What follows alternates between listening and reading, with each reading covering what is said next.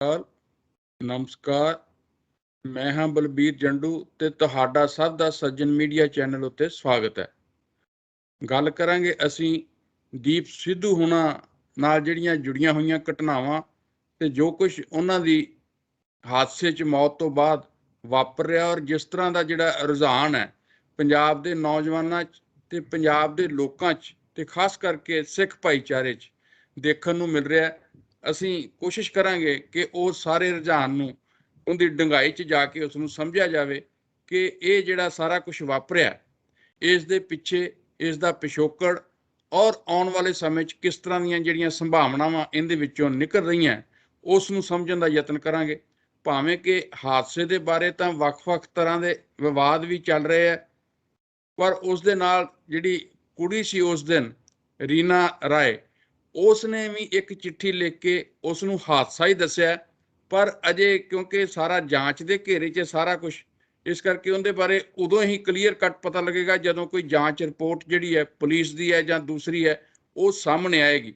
ਪਰ ਇਹ ਜ਼ਰੂਰ ਹੈ ਕਿ ਉਹਨਾਂ ਦੀ ਅੰਤਮ ਅਰਦਾਸ ਜਿਹੜੀ ਸੀ ਦੀਪ ਸਿੱਧੂ ਦੀ, ਉਸ ਦੇ ਵਿੱਚ ਜਿੰਨਾ ਵੱਡੇ ਇਕੱਠ 'ਚ ਲੋਕ ਪਹੁੰਚੇ ਆ, ਸਾਰੇ ਪੰਜਾਬ 'ਚੋਂ ਨੌਜਵਾਨ ਪਹੁੰਚੇ ਆ, ਤਾਂ ਉਸ ਨੂੰ ਦੇਖ ਕੇ ਸਾਰਿਆਂ ਨੂੰ ਇਹ ਲੱਗਦਾ ਹੈ ਕਿ ਜਿਹੜਾ ਦੀਪ ਸਿੱਧੂ ਨੇ ਜੋ ਪਿਛਲੇ ਸਮੇਂ 'ਚ ਖਾਸ ਕਰਕੇ ਕਿਸਾਨ ਅੰਦੋਲਨ ਦੀ ਸ਼ੁਰੂਆਤ ਤੋਂ ਲੈ ਕੇ ਤੇ ਜਿਹੜਾ ਰੋਲ ਉਹਨੇ ਅਦਾ ਕੀਤਾ, ਉਸ ਤੋਂ ਬਾਅਦ ਜਿਸ ਤਰ੍ਹਾਂ ਪੰਜਾਬ ਵਿੱਚ ਚੋਣਾਂ ਹੋਈਆਂ ਤੇ ਚੋਣਾਂ ਦੇ ਦੌਰਾਨ ਉਸਨੇ ਜਿਸ ਤਰ੍ਹਾਂ ਲੋਕਾਂ 'ਚ ਜਾ ਕੇ ਆਪਣੀ ਗੱਲ ਕਹੀ ਹੈ ਤੇ ਉਸ ਗੱਲ ਨੂੰ ਲੋਕਾਂ ਨੇ ਕਿਸ ਤਰ੍ਹਾਂ ਲਿਆ ਹੈਗਾ, ਨੌਜਵਾਨਾਂ 'ਚ ਉਸ ਗੱਲ ਨੇ ਕਿਸ ਤਰ੍ਹਾਂ ਆਪਣਾ ਪ੍ਰਭਾਵ ਪਾਇਆ, ਇਹ ਸਾਰੀ ਗੱਲ ਤੇ ਅਸੀਂ ਚਰਚਾ ਕਰਾਂਗੇ। ਇਸ ਚਰਚਾ ਦੇ ਲਈ ਸਾਡੇ ਨਾਲ ਜੁੜੇ ਨੇ ਸ਼੍ਰੀ ਜਸਪਾਲ ਸਿੰਘ ਸਿੱਧੂ ਜੀ, ਜਿਹੜੇ ਕਿ ਖਾਸ ਕਰਕੇ ਸਿੱਖ ਮਾਮਲਿਆਂ ਉੱਤੇ ਉਹਨਾਂ ਦੀ ਅਧਿਐਨ ਵੀ ਹੈ ਬਹੁਤ ਵਿਸ਼ਾਲ ਔਰ ਉਹਨਾਂ ਦੀ ਪਕੜ ਵੀ ਹੈ, ਔਰ ਜੋ ਕੁਝ 1980 ਤੋਂ ਬਾਅਦ ਪੰਜਾਬ 'ਚ ਵਾਪਰਿਆ ਉਹਨਾਂ ਘਟਨਾਵਾਂ ਦੇ ਖਾਸ ਕਰਕੇ ਜਿਹੜਾ ਬਲੂ ਸਟਾਰ ਆਪਰੇਸ਼ਨ ਹੈ ਜਾਂ 84 ਦੀਆਂ ਦੂਸਰੀਆਂ ਘਟਨਾਵਾਂ ਹੈ, ਉਹ ਸਾਰਿਆਂ ਦੇ ਉੱਤੇ ਉਹਨਾਂ ਨੇ ਆਪਣੀ ਇੱਕ ਪੁਸਤਕ ਵੀ ਲਿਖੀ ਹੈ ਤੇ ਉਹ ਸਾਰੇ ਉਹਨਾਂ ਨੇ ਵਰਤਾਰੇ ਨੂੰ ਬੜਾ ਨੇੜਿਓਂ ਸਮਝਣ ਦਾ ਯਤਨ ਕੀਤਾ ਹੈ। ਤੇ ਅੱਜ ਅਸੀਂ ਉਹਨਾਂ ਤੋਂ ਵੀ ਇਹ ਸਮਝਣ ਦਾ ਯਤਨ ਕਰਾਂਗੇ ਕਿ ਇਹ ਜਿਹੜਾ ਨਵਾਂ ਵਰਤਾਰਾ ਦੀਪ ਸਿੱਧੂ ਵਾਲਾ, ਇਸ ਦੇ ਪਿੱਛੇ ਜਾਂ ਉਹ ਇਸ ਨੂੰ ਕਿਸ ਤਰ੍ਹਾਂ ਸਮਝਦੇ ਆ, ਉਹਨਾਂ ਦਾ ਕੀ ਦ੍ਰਿਸ਼ਟੀਕੋਣ ਹੈ। ਦੂਸਰੇ ਸਾਡੇ ਵਿਸ਼ੇਸ਼ ਮਹਿਮਾਨ ਨੇ ਸਤਨਾਮ ਚਾਨਾ ਜੀ, ਜਿਹੜੇ ਕਿ ਪਿਛਲੇ ਲਗਭਗ ਲੰਮੇ ਸਮੇਂ ਤੋਂ 5 ਦਹਾਕਿਆਂ ਤੋਂ ਉਹ ਵੀ ਪੰਜਾਬ ਦੀ ਰਾਜਨੀਤੀ 'ਚ ਜਿਹੜੇ ਉਤਰਾਅ ਚੜ੍ਹਾਏ ਆ ਉਹਨਾਂ ਨੂੰ ਉਹਨਾਂ ਬੜਾ ਨੇੜਿਓਂ ਦੇਖਿਆ ਤੇ ਖਾਸ ਕਰਕੇ ਜਿਹੜਾ 1980 ਤੋਂ ਬਾਅਦ ਦੀਆਂ ਘਟਨਾਵਾਂ ਉਹਨਾਂ ਦੇ ਬਾਰੇ ਉਹਨਾਂ ਦੀ ਵੀ ਇੱਕ ਆਪਣੀ ਰਾਏ ਹੈ ਤੇ ਇਸ ਜਿਹੜਾ ਫਨੋਮਨਾ ਦੀਪ ਸਿੱਧੂ ਵਾਲਾ ਇਹਦੇ ਬਾਰੇ ਵੀ ਉਹਨਾਂ ਦਾ ਇੱਕ ਆਪਣਾ ਦ੍ਰਿਸ਼ਟੀਕੋਣ ਹੈ। ਤਾਂ ਉਹਨਾਂ ਤੋਂ ਵੀ ਅਸੀਂ ਇਹ ਸਮਝਣ ਦਾ ਯਤਨ ਕਰਾਂਗੇ ਕਿ ਇਹ ਸਾਰੀ ਜੋ ਕੁਝ ਵਾਪਰ ਰਿਹਾ ਹੈ ਇਹਦੇ ਵਿੱਚ ਕੀ ਕੀ ਸੰਭਾਵਨਾਵਾਂ ਤੇ ਕਿਸ ਤਰ੍ਹਾਂ ਜਿਹੜਾ ਇਹ ਫਨੋਮਨਾ ਪੰਜਾਬ 'ਚ ਵਧਿਆ ਹੈਗਾ ਤੇ ਅੱਗੇ ਜਾ ਰਿਹਾ। ਤੇ ਤੁਹਾਡੇ ਨਾਲ ਗੱਲ ਅਸੀਂ ਚਰਚਾ ਸ਼ੁਰੂ ਕਰਨ ਤੋਂ ਪਹਿਲਾਂ ਮੈਂ ਆਪਣੇ ਮਹਿਮਾਨਾਂ ਸ਼੍ਰੀ ਜਸਪਾਲ ਸਿੰਘ ਸਿੱਧੂ ਹੋਣਾ ਨੂੰ ਜੀ ਆਇਆਂ ਆਖਦਾ, ਸਵਾਗਤ ਕਰਦਾ। ਚਾਨਾ ਜੀ, ਤੁਹਾਡਾ ਵੀ ਬਹੁਤ ਬਹੁਤ ਸਵਾਗਤ ਹੈ। ਧੰਨਵਾਦ ਜੀ, ਧੰਨਵਾਦ। ਸ਼ੁਕਰੀਆ ਜੰਡੂ ਸਾਹਿਬ। ਇਹ ਸਿੱਧੂ ਸਾਹਿਬ, ਤੁਸੀਂ ਇਹ ਸਾਰਾ ਜੋ ਕੁਛ ਦੀਪ ਸਿੱਧੂ, ਕਿਉਂਕਿ ਪਹਿਲਾਂ ਤਾਂ ਇੰਨਾ ਉਹਨਾਂ ਨੂੰ ਇੱਕ ਫਿਲਮ ਐਕਟਰ ਦੇ ਤੌਰ ਤੇ ਜਾਂ ਉਹਨਾਂ ਨੂੰ ਇੱਕ ਯੂਥ ਆਈਕਨ ਦੇ ਤੌਰ ਤੇ ਉਹ ਲੋਕਾਂ 'ਚ ਉਹਨਾਂ ਨੇ, ਨੌਜਵਾਨਾਂ 'ਚ ਉਹਨਾਂ ਨੇ ਆਪਣੀ ਪਛਾਣ ਬਣਾਈ ਸੀ, ਪਰ ਕਿਸਾਨ ਅੰਦੋਲਨ ਤੋਂ ਬਾਅਦ ਇੱਕ ਵੱਖਰੀ ਤਰ੍ਹਾਂ ਦਾ ਉਹਨਾਂ ਦਾ ਜਿਹੜਾ ਇੱਕ ਉੱਭਰ ਕੇ ਜਿਹੜਾ ਸੀਗਾ ਕਿਰਦਾਰ ਸਾਹਮਣੇ ਆਇਆ, ਤਾਂ ਉਹ ਸਾਰੇ ਨੂੰ ਤੁਸੀਂ ਕਿਸ ਤਰ੍ਹਾਂ ਦੇਖ ਰਹੇ ਹੋ? ਦੇਖੋ ਜੰਡੂ ਸਾਹਿਬ, ਇਹ ਸਭ ਤੋਂ ਜ਼ਿਆਦਾ ਬੜੀ ਹੈਰਾਨੀ ਵਾਲੀ ਗੱਲ ਹੈ, ਜਿੰਨਾ ਵੱਡਾ ਇਕੱਠ ਹੋਇਆ ਫਤਿਹਗੜ੍ਹ ਸਾਹਿਬ 24 ਤਰੀਕ ਨੂੰ, ਉਮੀਦ ਤੋਂ ਕਿਤੇ ਜ਼ਿਆਦਾ ਹੋਇਆ। ਬੇਸ਼ੱਕ ਲੋਕ ਕਹਿ ਰਹੇ ਸੀਗੇ, ਮੇਰੇ ਨੇੜੇ ਦੇ ਰਿਸ਼ਤੇਦਾਰਾਂ ਨੇ ਵੀ ਅਟੈਂਡ ਕੀਤਾ ਤੇ ਮੈਨੂੰ ਜੋ ਪਤਾ, ਮੈਂ ਪੁੱਛਿਆ ਵੀ ਕਿਵੇਂ ਜਾ ਰਹੇ ਹੋ, ਕਹਿੰਦੇ ਜੀ 3 ਲੱਖ ਦਾ ਇਕੱਠ ਹੋ ਰਿਹਾ। ਚਲੋ ਇਕੱਠ 3 ਲੱਖ ਦਾ ਤਾਂ ਨਹੀਂ ਹੋਇਆ, ਪਰ ਫਿਰ ਵੀ ਇਕੱਠ ਵੱਖ-ਵੱਖ ਅੰਦਾਜ਼ਿਆਂ ਮੁਤਾਬਕ 50,000, 60,000, 70,000 ਇਸ ਕਿਸਮ ਦਾ ਇਕੱਠ ਹੈਗਾ। ਤੇ ਸਰਕਾਰੀ ਅੰਕੜੇ ਭਾਵੇਂ ਕਹਿੰਦੇ ਆ ਵੀ ਇਦੋਂ ਥੋੜੇ ਜਿਹੇ ਘੱਟ ਦਿੰਦੇ ਆ, ਗਿਣਤੀ ਘੱਟਦਾ, ਪਰ ਇਹ ਅੰਕੜਿਆਂ ਦੀ ਗੱਲ ਛੱਡੋ, ਜਿਸ ਤਰੀਕੇ ਦਾ ਉੱਥੇ ਜਦੋਂ ਫਤਿਹਗੜ੍ਹ ਸਾਹਿਬ ਦੀ ਸਭਾ ਲੱਗਦੀ ਹੈ ਹਰ ਸਾਲ ਤੇ ਸਾਹਿਬਜ਼ਾਦਿਆਂ ਦੇ ਸ਼ਹੀਦੀ ਦਿਨਾਂ ਤੇ, ਉਸ ਵਾਂਗੂ ਸਭ ਟਰੈਕਟਰ ਟਰਾਲੀਆਂ ਭਰੀਆਂ ਸੀ। ਲੋਕਾਂ ਨੇ, ਸਾਰਿਆਂ ਨੇ, ਦੱਸਣ ਵਾਲਿਆਂ ਨੇ ਇਹੀ ਦੱਸਿਆ ਵੀ ਘੰਟੇ ਘੰਟੇ ਚ ਅਸੀਂ ਉਸ ਥਾਂ ਦੇ ਵਿੱਚੋਂ ਨਿਕਲ ਕੇ ਆ ਸਕੇ ਆ। ਇਕੱਠ ਬਹੁਤ ਜ਼ਿਆਦਾ ਸੀ। ਇਹ ਪ੍ਰਭਾਵਸ਼ਾਲੀ ਕੱਟ ਸੀ ਤੇ ਪ੍ਰਭਾਵਸ਼ਾਲੀ ਕੱਟ ਸੀ। ਉਹਦੀ ਗਿਣਤੀ ਦਾ ਚੱਕਰ ਨਹੀਂ ਹੈ, ਗਿਣਤੀ ਇੰਨੀ ਗਿਣਤੀ ਸੀ ਕਿ ਬਹੁਤ ਵੱਡੀ ਪ੍ਰਭਾਵਸ਼ਾਲੀ ਸੀ ਗੱਲਬਾਤ। ਕਿਉਂਕਿ ਉੱਥੇ ਜਿਹੜਾ ਟੋਡਰਮਲ ਹਾਲ ਸੀ ਉਹ 20,000 ਦੀ 12-15,000 ਉੱਥੇ ਬੰਦਾ ਵੱਧ ਤੋਂ ਵੱਧ ਆ ਸਕਦਾ, ਤੇ ਉਹ ਭਰ ਕੇ ਵੀ ਬਾਹਰ ਸਾਰਾ ਏਰੀਏ ਤੇ ਸੜਕਾਂ ਭਰੀਆਂ ਹੋਈਆਂ ਸੀ। ਤੇ ਇਸ ਕਰਕੇ ਲੋਕ ਬੜਾ, ਹੁਣ ਇਸ ਨੂੰ ਬੜਾ ਮੁਸ਼ਕਲ ਹੈ ਡੀਕੋਡ ਕਰਨਾ, ਸਮਝਣਾ ਵੀ ਐਡਾ ਵੱਡਾ ਇਕੱਠ ਹੋਇਆ ਕਿਵੇਂ ਆ। ਕਿਉਂਕਿ ਇਹ ਮਰਮਰਿੰਗ ਸਿੱਖ ਹਲਕਿਆਂ 'ਚ ਸੀ, ਪਹਿਲਾਂ ਵੀ ਮੈਂ ਜੁੜੇ ਹੋਇਆ ਜਿਨ੍ਹਾਂ ਨਾਲ, ਤੇ ਕਈ ਹਲਕਿਆਂ ਵਿੱਚ ਇਹ ਮਰਮਰਿੰਗ ਇਸ ਕਿਸਮ ਦਾ ਚੱਲ ਰਹੀ ਸੀ ਵੀ ਤੁਸੀਂ ਇੱਕ ਫੇਕ ਸਿੱਖ ਹੀਰੋ ਖੜਾ ਕਰ ਰਹੇ ਹੋ, ਸਿੱਖ ਸ਼ਹੀਦ ਖੜਾ ਕਰ ਰਹੇ ਹੋ, ਓਡਾ ਵੱਡਾ ਨਹੀਂ ਕਰ ਰਿਹਾ। ਕਈਆਂ ਦਾ ਇਹ ਵਿਚਾਰ ਵੀ ਸੀ, ਕਈਆਂ ਨੂੰ ਇਹ ਸੀ ਵੀ ਇਹ ਨੌਜਵਾਨ ਮੁੰਡਿਆਂ ਦਾ ਇਕੱਠ ਹੈ ਤੇ ਗੱਲ ਕੁਛ ਵੀ ਨਹੀਂ, ਪਰ ਇਹ ਕੁਛ ਦਿਨਾਂ 'ਚ ਹੋਊਗੀ, ਮੁੜ ਕੇ ਕੁਛ ਨਹੀਂ ਹੋ ਸਕਦੀ। ਪਰ ਫਿਰ ਵੀ ਸਾਨੂੰ ਸਮਝਣਾ ਪਊਗਾ ਜਿਸ ਤਰੀਕੇ ਦਾ ਜੋਸ਼, ਜਿਸ ਤਰੀਕੇ ਦੇ ਲੋਕ ਬਹੁਤ ਦੂਰੋਂ ਚੱਲ ਕੇ ਆਏ। ਜਿਵੇਂ ਕਿਹਾ ਜਾਂਦਾ ਸੀ ਵੀ ਬਾਹਰੋਂ ਵੀ ਕੁਝ ਹੈਲਪ NRI ਵੱਲੋਂ ਹੋਈ ਹੈ, ਬੱਸਾਂ ਆਈਆਂ, ਪਰ ਬੱਸਾਂ ਬਹੁਤ ਘੱਟ ਸੀ, ਲੋਕ ਟਰੈਕਟਰ ਟਰਾਲੀਆਂ ਜ਼ਿਆਦਾ ਸੀ ਉੱਥੋਂ ਦੇ, ਤੇ ਆਪਦੀਆਂ ਕਾਰਾਂ ਤੇ ਜ਼ਿਆਦਾ ਆਏ ਸੀ। ਉਹ ਬੱਸਾਂ ਦੇ ਬਾਰੇ ਵੀ ਪਤਾ ਕੀਤਾ ਗਿਆ, ਘੱਟ ਸੀ, ਇਕੱਠ ਬਹੁਤ ਸੀ। ਹੁਣ ਕਾਰਨ ਇਹਦਾ ਕੀ ਹੈ? ਕਾਰਨ ਇੱਕ ਗੱਲ ਇਹ ਵੀ ਲੱਗਦੀ ਹੈ ਵੀ ਇਹ ਅਵਾਲ ਸਿੱਖਾਂ ਦੇ ਵਿੱਚ ਜਾਂ ਸਿੱਖ ਭਾਈਚਾਰੇ ਵਿੱਚ ਵਾਰੀ ਕਿਵੇਂ ਉੱਠਦਾ, ਇਹਦੇ ਬਾਰੇ ਇਹ ਸੋਚਣ ਵਾਲੀ ਗੱਲ ਹੈ। ਜਿਸ ਤਰੀਕੇ ਨਾਲ ਅਸੀਂ ਦੇਖੀਏ ਪਿੱਛੇ ਤੋਂ, ਤਾਂ ਮੈਂ ਥੋੜੇ ਚਿਰ ਦੇ ਜਿਹੜੇ ਏਡੇ ਵੱਡੇ ਅਵਾਲ ਆਏ ਆ, ਉਹ 2007 ਚ ਜਦੋਂ ਰਾਮ ਰਹੀਮ ਨੇ ਉਹ ਸਵਾਂਗ ਰਚਿਆ ਕਹਿੰਦੇ ਗੁਰੂ ਗੋਬਿੰਦ ਸਿੰਘ ਦਾ, ਤੇ ਉਹ ਉਸ ਵੇਲੇ ਬਹੁਤ ਵੱਡਾ ਇਹ ਗੜਬੜ ਹੋਈ ਸਾਰੀ। ਬਠਿੰਡੇ ਉਹਨਾਂ ਦੀ ਲੜਾਈ ਤੋਂ ਬਾਅਦ, ਪ੍ਰੇਮੀਆਂ ਦੀ ਤੇ ਕੁਝ ਸਿੱਖ ਜਥੇਬੰਦੀਆਂ ਦੀ ਲੜਾਈ ਤੋਂ ਬਾਅਦ ਫਿਰ ਬਹੁਤ ਵੱਡੇ ਇਕੱਠ ਹੋਏ, ਇਹਦੇ ਕੋਈ ਸ਼ੱਕ ਵਾਲੀ ਨਹੀਂ, ਏਡੇ ਵੱਡੇ ਇਕੱਠ ਉਦੋਂ ਹੋਏ। ਉਸ ਤੋਂ ਬਾਅਦ ਫਿਰ ਰਾਜੇਆਣਾ ਜਿਹਨੂੰ ਫਾਂਸੀ ਦੀ ਸਜ਼ਾ ਹੋਈ ਸੀ ਇਸ ਦੇ ਵਿੱਚ, ਬੇਅੰਤ ਸਿੰਘ ਦੇ ਕੇਸ ਦੇ ਵਿੱਚ, ਉਸ ਨੂੰ ਜਦੋਂ ਫਾਂਸੀ ਦੇਣੀ ਸੀ ਤੇ ਉਦੋਂ ਫਿਰ 2012 ਵਿੱਚ ਪੰਜਾਬ ਆਏ ਸੜਕਾਂ ਤੇ ਆ ਗਿਆ ਸੀ। ਇਹ ਕਿਹਾ ਸੀ ਵੀ ਜਿਨ੍ਹਾਂ ਦੇ ਸਿਰਾਂ ਤੇ ਪੱਗਾਂ ਵੀ ਨਹੀਂ, ਉਹ ਵੀ ਪੀਲੇ ਪਟਕੇ ਬੰਨ੍ਹ ਕੇ ਸੜਕਾਂ ਤੇ ਆ ਗਏ ਸੀ। ਉਹ ਵੀ ਬਹੁਤ ਵੱਡਾ ਇਕੱਠ ਸੀ। ਤੇ ਫਿਰ ਉਸ ਵੇਲੇ ਬਾਦਲ ਸਰਕਾਰ ਨੂੰ ਜਾ ਕੇ ਉਹਦੀ ਸਾਰਾ ਕੁਝ ਦਿੱਲੀ ਮੈਨੇਜ ਕਰਨਾ ਪਿਆ ਸੀ, ਉਹਦੀ ਫਾਂਸੀ ਰੁਕ ਗਈ ਸੀ ਜਿਹੜੀ। ਅੱਛਾ, ਉਸ ਤੋਂ ਬਾਅਦ ਫਿਰ ਬੇਅਦਬੀ ਦੇ ਵੇਲੇ ਮੈਂ ਸਾਰੇ ਵੱਡੇ ਇਕੱਠ ਦੇਖੇ ਆ, ਬਹੁਤ ਵੱਡੇ। ਬਗਰਾੜੀ ਦੇ ਵਿੱਚ ਤਾਂ ਇੱਥੋਂ ਸੀ 5-6 ਕਿਲੋਮੀਟਰ ਦੇ ਲੰਬੇ ਮਾਰਚ ਨਿਕਲੇ ਸਾਰੇ। ਤੇ ਉਸ ਤੋਂ ਬਾਅਦ ਫਿਰ ਧਰਨੇ ਵੀ ਬਗਰਾੜੀ ਦੇ ਹੋਏ। ਫਿਰ ਸਭ ਤੋਂ ਵੱਡਾ ਜਿਹੜਾ ਸਮਾਗਮ ਹੋਇਆ ਚੱਬੇ ਦਾ, ਸਰਬੱਤ ਖਾਲਸਾ, ਉਹ ਮੈਂ ਅਟੈਂਡ ਕੀਤਾ। ਉਹਦੇ ਵਿੱਚ ਗਿਣਤੀ ਇਸ ਨਾਲੋਂ ਜ਼ਿਆਦਾ ਹੀ ਸੀ ਜਿਹੜਾ ਇਹ ਹੁਣ ਫਤਿਹਗੜ੍ਹ ਸਾਹਿਬ ਦਾ ਇਕੱਠ ਹੋਇਆ। ਤੇ ਉਸ ਤੋਂ ਬਾਅਦ ਫਿਰ ਇਹ ਬਹੁਤ ਵੱਡਾ ਇਕੱਠ ਹੋਇਆ। ਇਕੱਠ ਏਡੇ ਵੱਡੇ ਹੁੰਦੇ ਕਿਉਂ ਹੈ? ਸਿੱਖ ਲੀਡਰਸ਼ਿਪ ਇਹਨਾਂ ਕੋਲ ਹੈ ਜਾਂ ਨਹੀਂ? ਕੋਈ ਸਿੱਖ ਲੀਡਰਸ਼ਿਪ ਇਸ ਨੂੰ ਚੈਨਲਾਈਜ਼ ਕਰ ਨਹੀਂ ਰਹੀ। ਕੀ ਗੱਲ ਹੋਈ ਹੈ, ਕਿਸ ਤਰ੍ਹਾਂ? ਜਾਂ ਇਹ ਇੱਕ ਅਨਫਿਨਿਸ਼ਡ ਏਜੰਡਾ ਹੈ, ਜਿਹਨੂੰ MJ Akbar unfinished agenda partition ਦਾ ਕਹਿੰਦਾ, ਉਹ ਹਜੇ ਤੱਕ ਤੁਰਿਆ ਆਉਂਦਾ ਵੀ ਸਿੱਖ ਮਹਿਸੂਸ ਕਰਦੇ ਆ ਵੀ ਅਸੀਂ ਕੁਝ ਨਹੀਂ ਪ੍ਰਾਪਤ ਲੈ ਸਕੇ ਆਜ਼ਾਦੀ ਤੋਂ ਬਾਅਦ। ਉਹ ਰਣਜੀਤ ਸਿੰਘ ਨੂੰ, ਆਪਦੇ ਰਾਜ ਨੂੰ ਯਾਦ ਕਰਦੇ, ਇਸ ਕਿਸਮ ਦੀ ਕੋਈ ਭਾਵਨਾ ਖੜੀ ਹੈ। ਜਾਂ ਫਿਰ ਇਹ 84 ਵਾਲੀ ਗੱਲ ਵੀ, 80 ਵਾਲੀ ਗੱਲ ਵੀ, ਸਾਰੀ ਉਹਨਾਂ ਦੇ 80ਵੇਂ ਦਹਾਕੇ ਵਾਲੀ ਵੀ ਉਹਨਾਂ ਦੇ ਮਨ 'ਚ ਖੜੀ ਹੈ, ਜਿਹਦਾ ਕੋਈ ਰਿਜ਼ਾਲਵ ਨਹੀਂ ਹੋਇਆ। ਬੇਸ਼ੱਕ ਉਹ ਸਾਰੀ ਗੱਲ ਕੰਟਰੋਲ ਕਰਨ ਲਈ ਦਬਾ ਦਿੱਤੀ ਗਈ। ਇਹ ਕਈ ਕਿਸਮ ਦੇ ਜਿਹੜੇ ਹੈ ਸਾਰੇ ਮੁੱਦੇ ਹੈ, ਉਹ ਸਾਨੂੰ ਸਾਰਿਆਂ ਨੂੰ ਸਮਝਣ ਦੀ ਲੋੜ ਹੈ ਵੀ ਇਹ ਏਡਾ ਵੱਡਾ ਇਕੱਠ ਕਿਵੇਂ ਹੋਇਆ। ਤੇ ਇਕੱਠ ਦੇ ਵਿੱਚ ਇਹ ਵੀ ਸੀ ਸਾਰੀ ਗੱਲਬਾਤ, ਕੋਈ ਇਲੈਕਸ਼ਨ ਕਰਕੇ ਇੱਕ ਜੇ ਕਹੀਏ ਵੀ ਅਕਾਲੀ ਦਲ ਅੰਮ੍ਰਿਤਸਰ ਜਿਹੜਾ ਸਿਮਰਨਜੀਤ ਸਿੰਘ ਮਾਨ ਹੈ, ਉਸਨੇ ਮੈਨੇਜ ਕਰ ਲਿਆ। ਹੁਣ ਇਹ ਬਿਲਕੁਲ ਨਹੀਂ ਉਸਦੇ ਇਕੱਲੇ ਮੈਨੇਜ, ਉਹ ਆਪਦੇ ਇਲੈਕਸ਼ਨ ਦੇ ਇੰਟਰਸਟ ਵਿੱਚ ਕੁਝ ਮੈਨੇਜ ਕਰ ਸਕਦਾ ਸੀ। ਉਹਦੇ ਨਾਲ ਦੀਪ ਸਿੱਧੂ ਕਰ ਰਿਹਾ ਸੀਗਾ ਇਸ ਕਿਸਮ ਦਾ, ਉਹਦੇ ਨਾਲ ਕੰਪੇਨ ਕਰ ਰਿਹਾ ਸੀ। ਪਰ ਇਹ ਇਕੱਲੇ ਦਾ ਇਕੱਠ ਨਹੀਂ, ਉਸ ਤੋਂ ਬਿਨਾਂ ਵੀ ਲੋਕ ਆਏ ਆ, ਬਹੁਤੇ ਉਹਦੇ ਨਾਲ ਸਹਿਮਤ ਨਹੀਂ ਸੀ ਜਿਹੜੇ ਲੋਕ ਆਏ ਆ। ਫਿਰ ਇਹ ਇਕੱਠ ਕਿਉਂ ਹੁੰਦਾ ਕਿ ਲੋਕਾਂ ਨੂੰ ਪਤਾ ਵੀ, ਕਾਫੀ ਹੱਦ ਤੱਕ ਲੋਕ ਇਹ ਵੀ ਸਹਿਮਤ ਸੀ ਇਸ ਗੱਲ ਤੇ ਵੀ ਇਹ ਐਕਸੀਡੈਂਟ ਹੋਇਆ।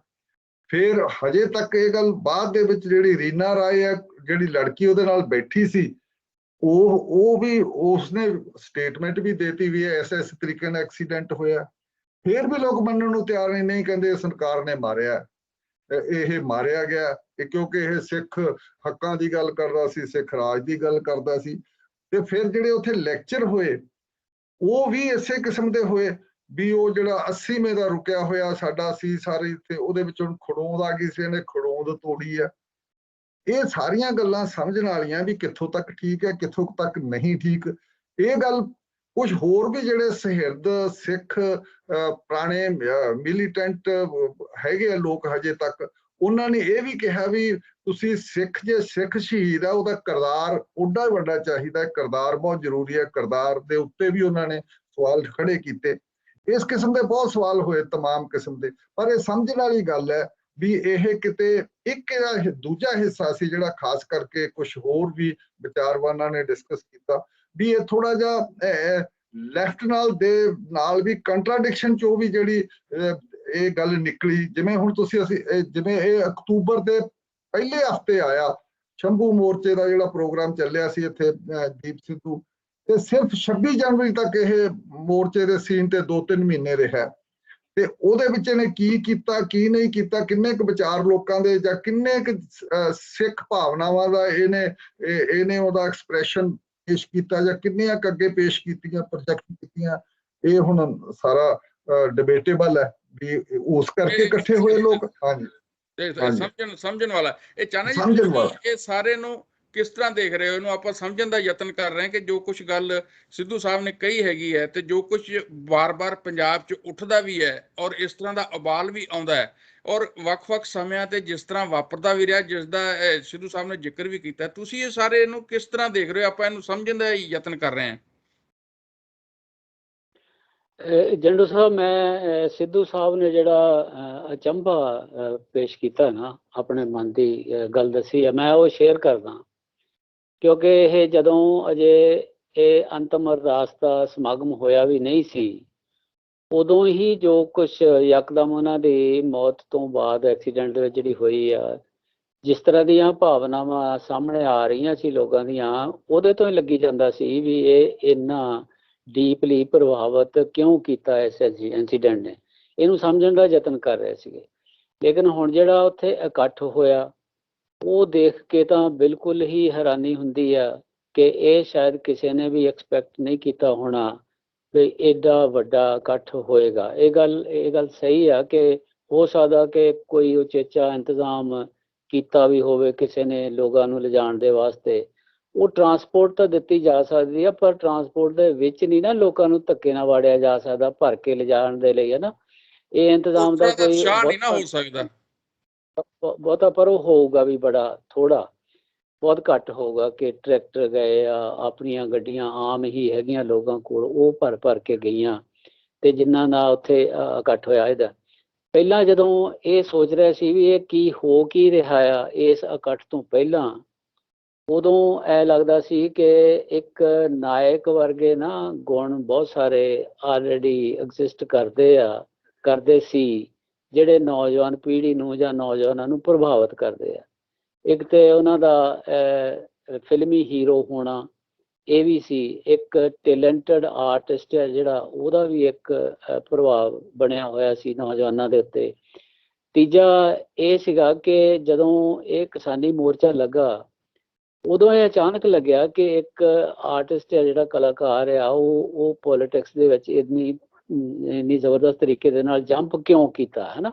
ਜਿੱਦਾਂ ਦੇ ਉਹ ਇੱਕਦਮ ਜਿੱਦਾਂ ਡਿਟਰਮਿੰਡ ਹੋ ਕੇ ਉਹ ਧਰਨੇ ਤੇ ਬੈਠੇ ਜਾਂ ਜਿੱਥੇ ਵੀ। ਮੈਂ ਫਿਰ ਕੋਸ਼ਿਸ਼ ਕੀਤੀ ਦੇਖਣ ਦੀ, ਜਾਣਨ ਦੀ ਕਿ ਰਿਕਾਰਡਿੰਗਸ ਕੁਛ ਪਈਆਂ ਹੋਣੀਆਂ ਉਹਨਾਂ ਦੀਆਂ। ਆਖਿਰਕਾਰ ਇਹ ਸੰਦੀਪ ਸਿੱਧੂ ਦੀਆਂ ਪਈਆਂ ਹੋਣੀਆਂ ਰਿਕਾਰਡਿੰਗ, ਕੁਛ ਉਹਨਾਂ ਨੂੰ ਸੁਣਿਆ ਜਾਏ ਕਿ ਕੀ ਅਸਲ ਵਿੱਚ ਕੀ ਹੋਇਆ। ਇਹ ਸਾਰਾ ਪ੍ਰੋਸੈਸ ਜਿਹੜਾ ਨਾ ਇਸ ਇਕੱਠ ਤੋਂ ਪਹਿਲਾਂ ਦਾ ਸੀ। ਉਹ ਸੁਣ ਕੇ ਵੀ ਇੰਨਾ ਨਹੀਂ ਸੀ ਲੱਗਦਾ ਕਿ ਦੂਰ ਤੋਂ ਲੋਕ ਜਿਹੜਾ ਨਾ ਸਪੌਂਟੇਨੀਅਸਲੀ ਇੱਦਾਂ ਜਾਣਗੇ ਉੱਥੇ ਨੂੰ। ਫਿਰ ਵੀ ਜੇ ਅਸੀਂ ਇਹ ਦੇਖੀਏ, ਜਿਵੇਂ ਇਹ ਬਿਲਕੁਲ ਇਹ ਗੱਲ ਠੀਕ ਹੈਗੀ ਆ ਕਿ 70,000 ਦੇ ਆਸ-ਪਾਸ ਇਕੱਠ ਜ਼ਰੂਰ ਹੋਏਗਾ, ਅੰਦਾਜ਼ਾ ਜਿਹੜਾ ਲਗਾਇਆ ਜਾਂਦਾ। ਪਰ ਉਹ ਤਾਂ ਉੱਥੇ ਪਹੁੰਚ ਗਏ ਨਾ, ਜਿਹੜੇ ਪਿੰਡਾਂ ਦੇ ਵਿੱਚ ਜਿਹੜੇ ਜਿਹੜੇ ਜਾਣਾ ਵੀ ਚਾਹੁੰਦੇ ਹੋਣਗੇ ਜਾਂ ਗਏ ਨਹੀਂ, ਉਹਨਾਂ ਦੀ ਵੀ ਗਿਣਤੀ ਹੋਏਗੀ ਕਾਫੀ ਸਾਰੀ। ਇਹਦਾ ਮਤਲਬ ਕਿ ਪੰਜਾਬ ਦੇ ਕਾਫੀ ਵੱਡੀ ਵਸੋਂ ਨੂੰ ਵਸੋਂ ਇਹ ਤੋਂ ਇਸ ਗੱਲ ਤੋਂ ਪ੍ਰਭਾਵਿਤ ਹੋਏ। ਕੀ ਗੱਲ ਕੀ ਹੈਗੀ ਆ? ਇਸ ਕਰਕੇ ਇਹ ਜਾਣਨ ਦਾ ਬੜਾ ਸੰਜੀਦਾ ਵਿਸ਼ਾ ਹੈਗਾ, ਬੜਾ ਇਸ਼ੂ ਸੈਂਸਿਟਿਵ ਵੀ ਹੈਗਾ, ਕਿਉਂਕਿ ਲੋਕ ਭਾਵੁਕ ਨੇ ਔਰ ਜਿਹੜੇ ਉਹਨਾਂ ਦੇ ਪ੍ਰਸ਼ੰਸਕ ਨੇ ਉੱਥੇ ਪਹੁੰਚਣ ਵਾਲੇ ਉਹ ਭਾਵੁਕ ਵੀ ਨੇ।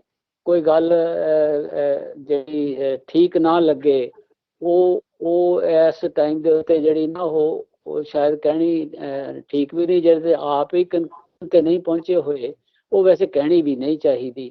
ਤਾਂ ਵੀ ਜਦੋਂ ਅਸੀਂ ਇਹ ਦੇਖਦੇ ਹਾਂ ਕਿ ਅਸੀਂ ਓਵਰਆਲ ਪੋਲੀਟੀਕਲ ਮਾਹੌਲ, ਕਿਉਂਕਿ ਇਲੈਕਸ਼ਨ ਚੱਲ ਰਹੀ ਸੀਗੀ, ਸਾਨੂੰ ਇਹ ਲੱਗਦਾ ਸੀਗਾ ਕਿ ਲੋਕ ਜਿਹੜੇ ਆ ਉਹ ਆਲਟਰਨੇਟਿਵ ਦੀ ਭਾਲ ਦੇ ਵਿੱਚ ਹੈਗੇ ਆ। ਅਸੀਂ ਉਸ ਆਲਟਰਨੇਟਿਵ ਦਾ ਜਿਹੜਾ ਮਾਇਨਾ ਕੱਢ ਉਹ ਇਹ ਸੀਗਾ ਕਿ ਕੋਈ ਆਲਟਰਨੇਟਿਵ ਪਾਰਟੀ, ਕੋਈ ਹੋਰ ਪਾਰਟੀ ਹੈ ਨਾ, ਜਿਹੜਾ ਕੋਈ ਬਦਲ ਉਸ ਤਰ੍ਹਾਂ ਦਾ।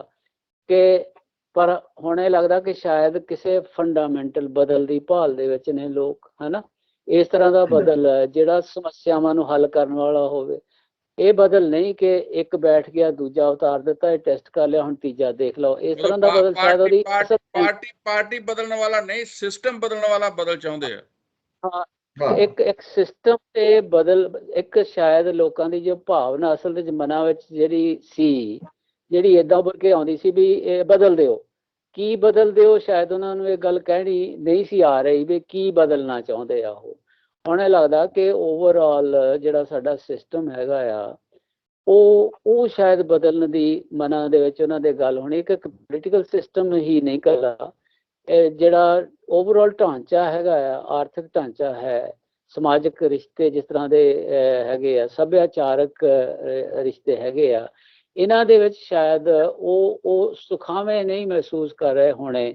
ਤੇ ਮੈਂ ਜਦੋਂ ਉਹਨਾਂ ਦੀਆਂ ਕੋਸ਼ਿਸ਼ ਕੀਤਾ ਕਿ ਦੀਪ ਸਿੱਧੂ ਦੇ ਭਾਸ਼ਣ ਦੇਖੀਏ ਕਿ ਜੇ ਕਿਤੇ ਪਏ ਆ ਤਾਂ ਉਹਨਾਂ ਨੂੰ ਰਿਕਾਰਡਿੰਗਸ ਪਈਆਂ ਹੈਗੀਆਂ, ਉਹਦੇ ਵਿੱਚ ਸ਼ਾਇਦ ਉਹ ਇਦਾਂ ਦੀ ਗੱਲ ਨੂੰ ਕਈ ਵਾਰੀ ਉਠਾਉਂਦਾ ਰਿਹਾ ਬਾਰ-ਬਾਰ ਕਿ ਜੀ ਅਸੀਂ ਨਾ ਇਸ਼ੂ ਲੈ ਲੈਂਦੇ ਹਾਂ ਔਰ ਉਹ ਇੱਕ ਇਸ਼ੂ ਦੇ ਦੁਆਲੇ ਫਿਰ ਆਪਣੀ ਸਾਰੀ ਊਰਜਾ, ਆਪਣੇ ਸਾਰੇ ਹਿੰਮਤ, ਆਪਣਾ ਸਾਰਾ ਧਨ ਵੱਖਰਾ ਇਸ਼ੂ ਲੈਂਦੇ ਹੋ ਕਿ ਇਹ ਓਵਰਆਲ ਲੈਣ ਵਾਲਾ ਸਿਸਟਮ ਹੈ। ਇੱਦਾਂ ਦਾ ਇੱਕ ਕਨਸੈਪਟ ਜਿਹਾ ਉਹ ਡਿਵੈਲਪ ਕਰ ਰਿਹਾ ਸੀਗਾ ਆਪਣੇ ਵੱਲੋਂ, ਜਿਹੜਾ ਲੱਗਦਾ।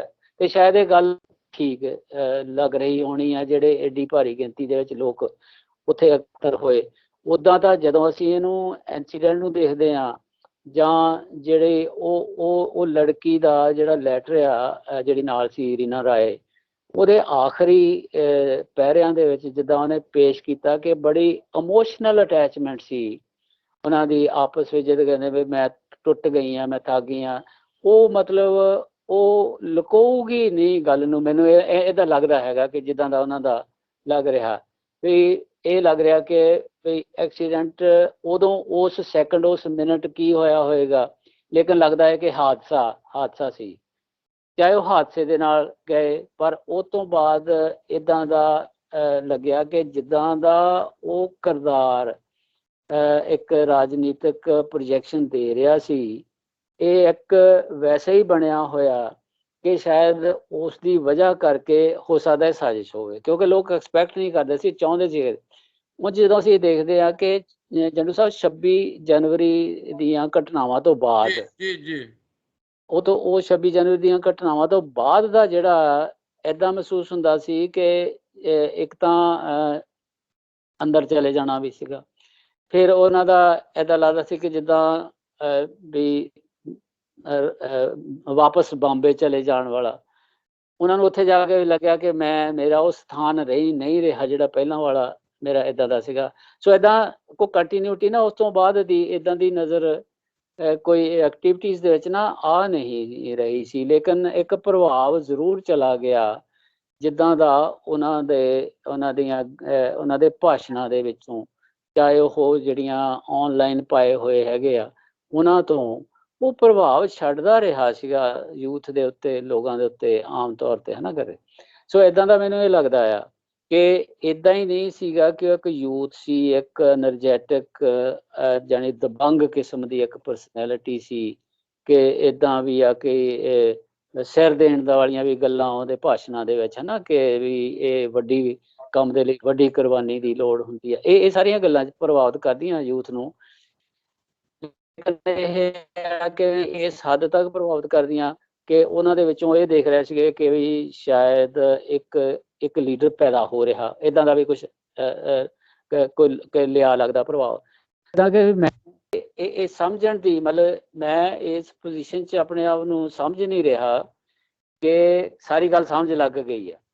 ਲੇਕਿਨ ਇੱਕ ਇਹ ਗੱਲ ਜ਼ਰੂਰ ਹੈਗੀ ਆ ਕਿ ਵੀ ਜਦੋਂ ਅਸੀਂ ਉਹਦੇ ਰਿਕਾਰਡਿੰਗਸ ਨੂੰ ਦੇਖਦੇ ਹਾਂ ਤੇ ਇੱਕਦਮ ਉਹਨਾਂ ਦਾ ਜਿਹੜੇ ਡੇਅਰਿੰਗ ਪੋਜੀਸ਼ਨ ਸੀਗੀ ਉਹਨੂੰ ਦੇਖਦੇ ਹਾਂ, ਇਹ ਲੱਗਦਾ ਕਿ ਕੁਛ ਇੱਕ ਕੰਬੀਨੇਸ਼ਨ ਜਿਹਾ ਬਣ ਕੇ ਜਦੋਂ ਸਾਹਮਣੇ ਆਇਆ ਲੋਕਾਂ ਦੇ, ਪੰਜਾਬ ਦੇ ਲੋਕਾਂ ਦੇ, ਖਾਸ ਤੌਰ ਤੇ ਯੂਥ ਹੈ ਜਿਹੜਾ, ਉਹ ਪ੍ਰਭਾਵਿਤ ਹੋਇਆ ਕਾਫੀ।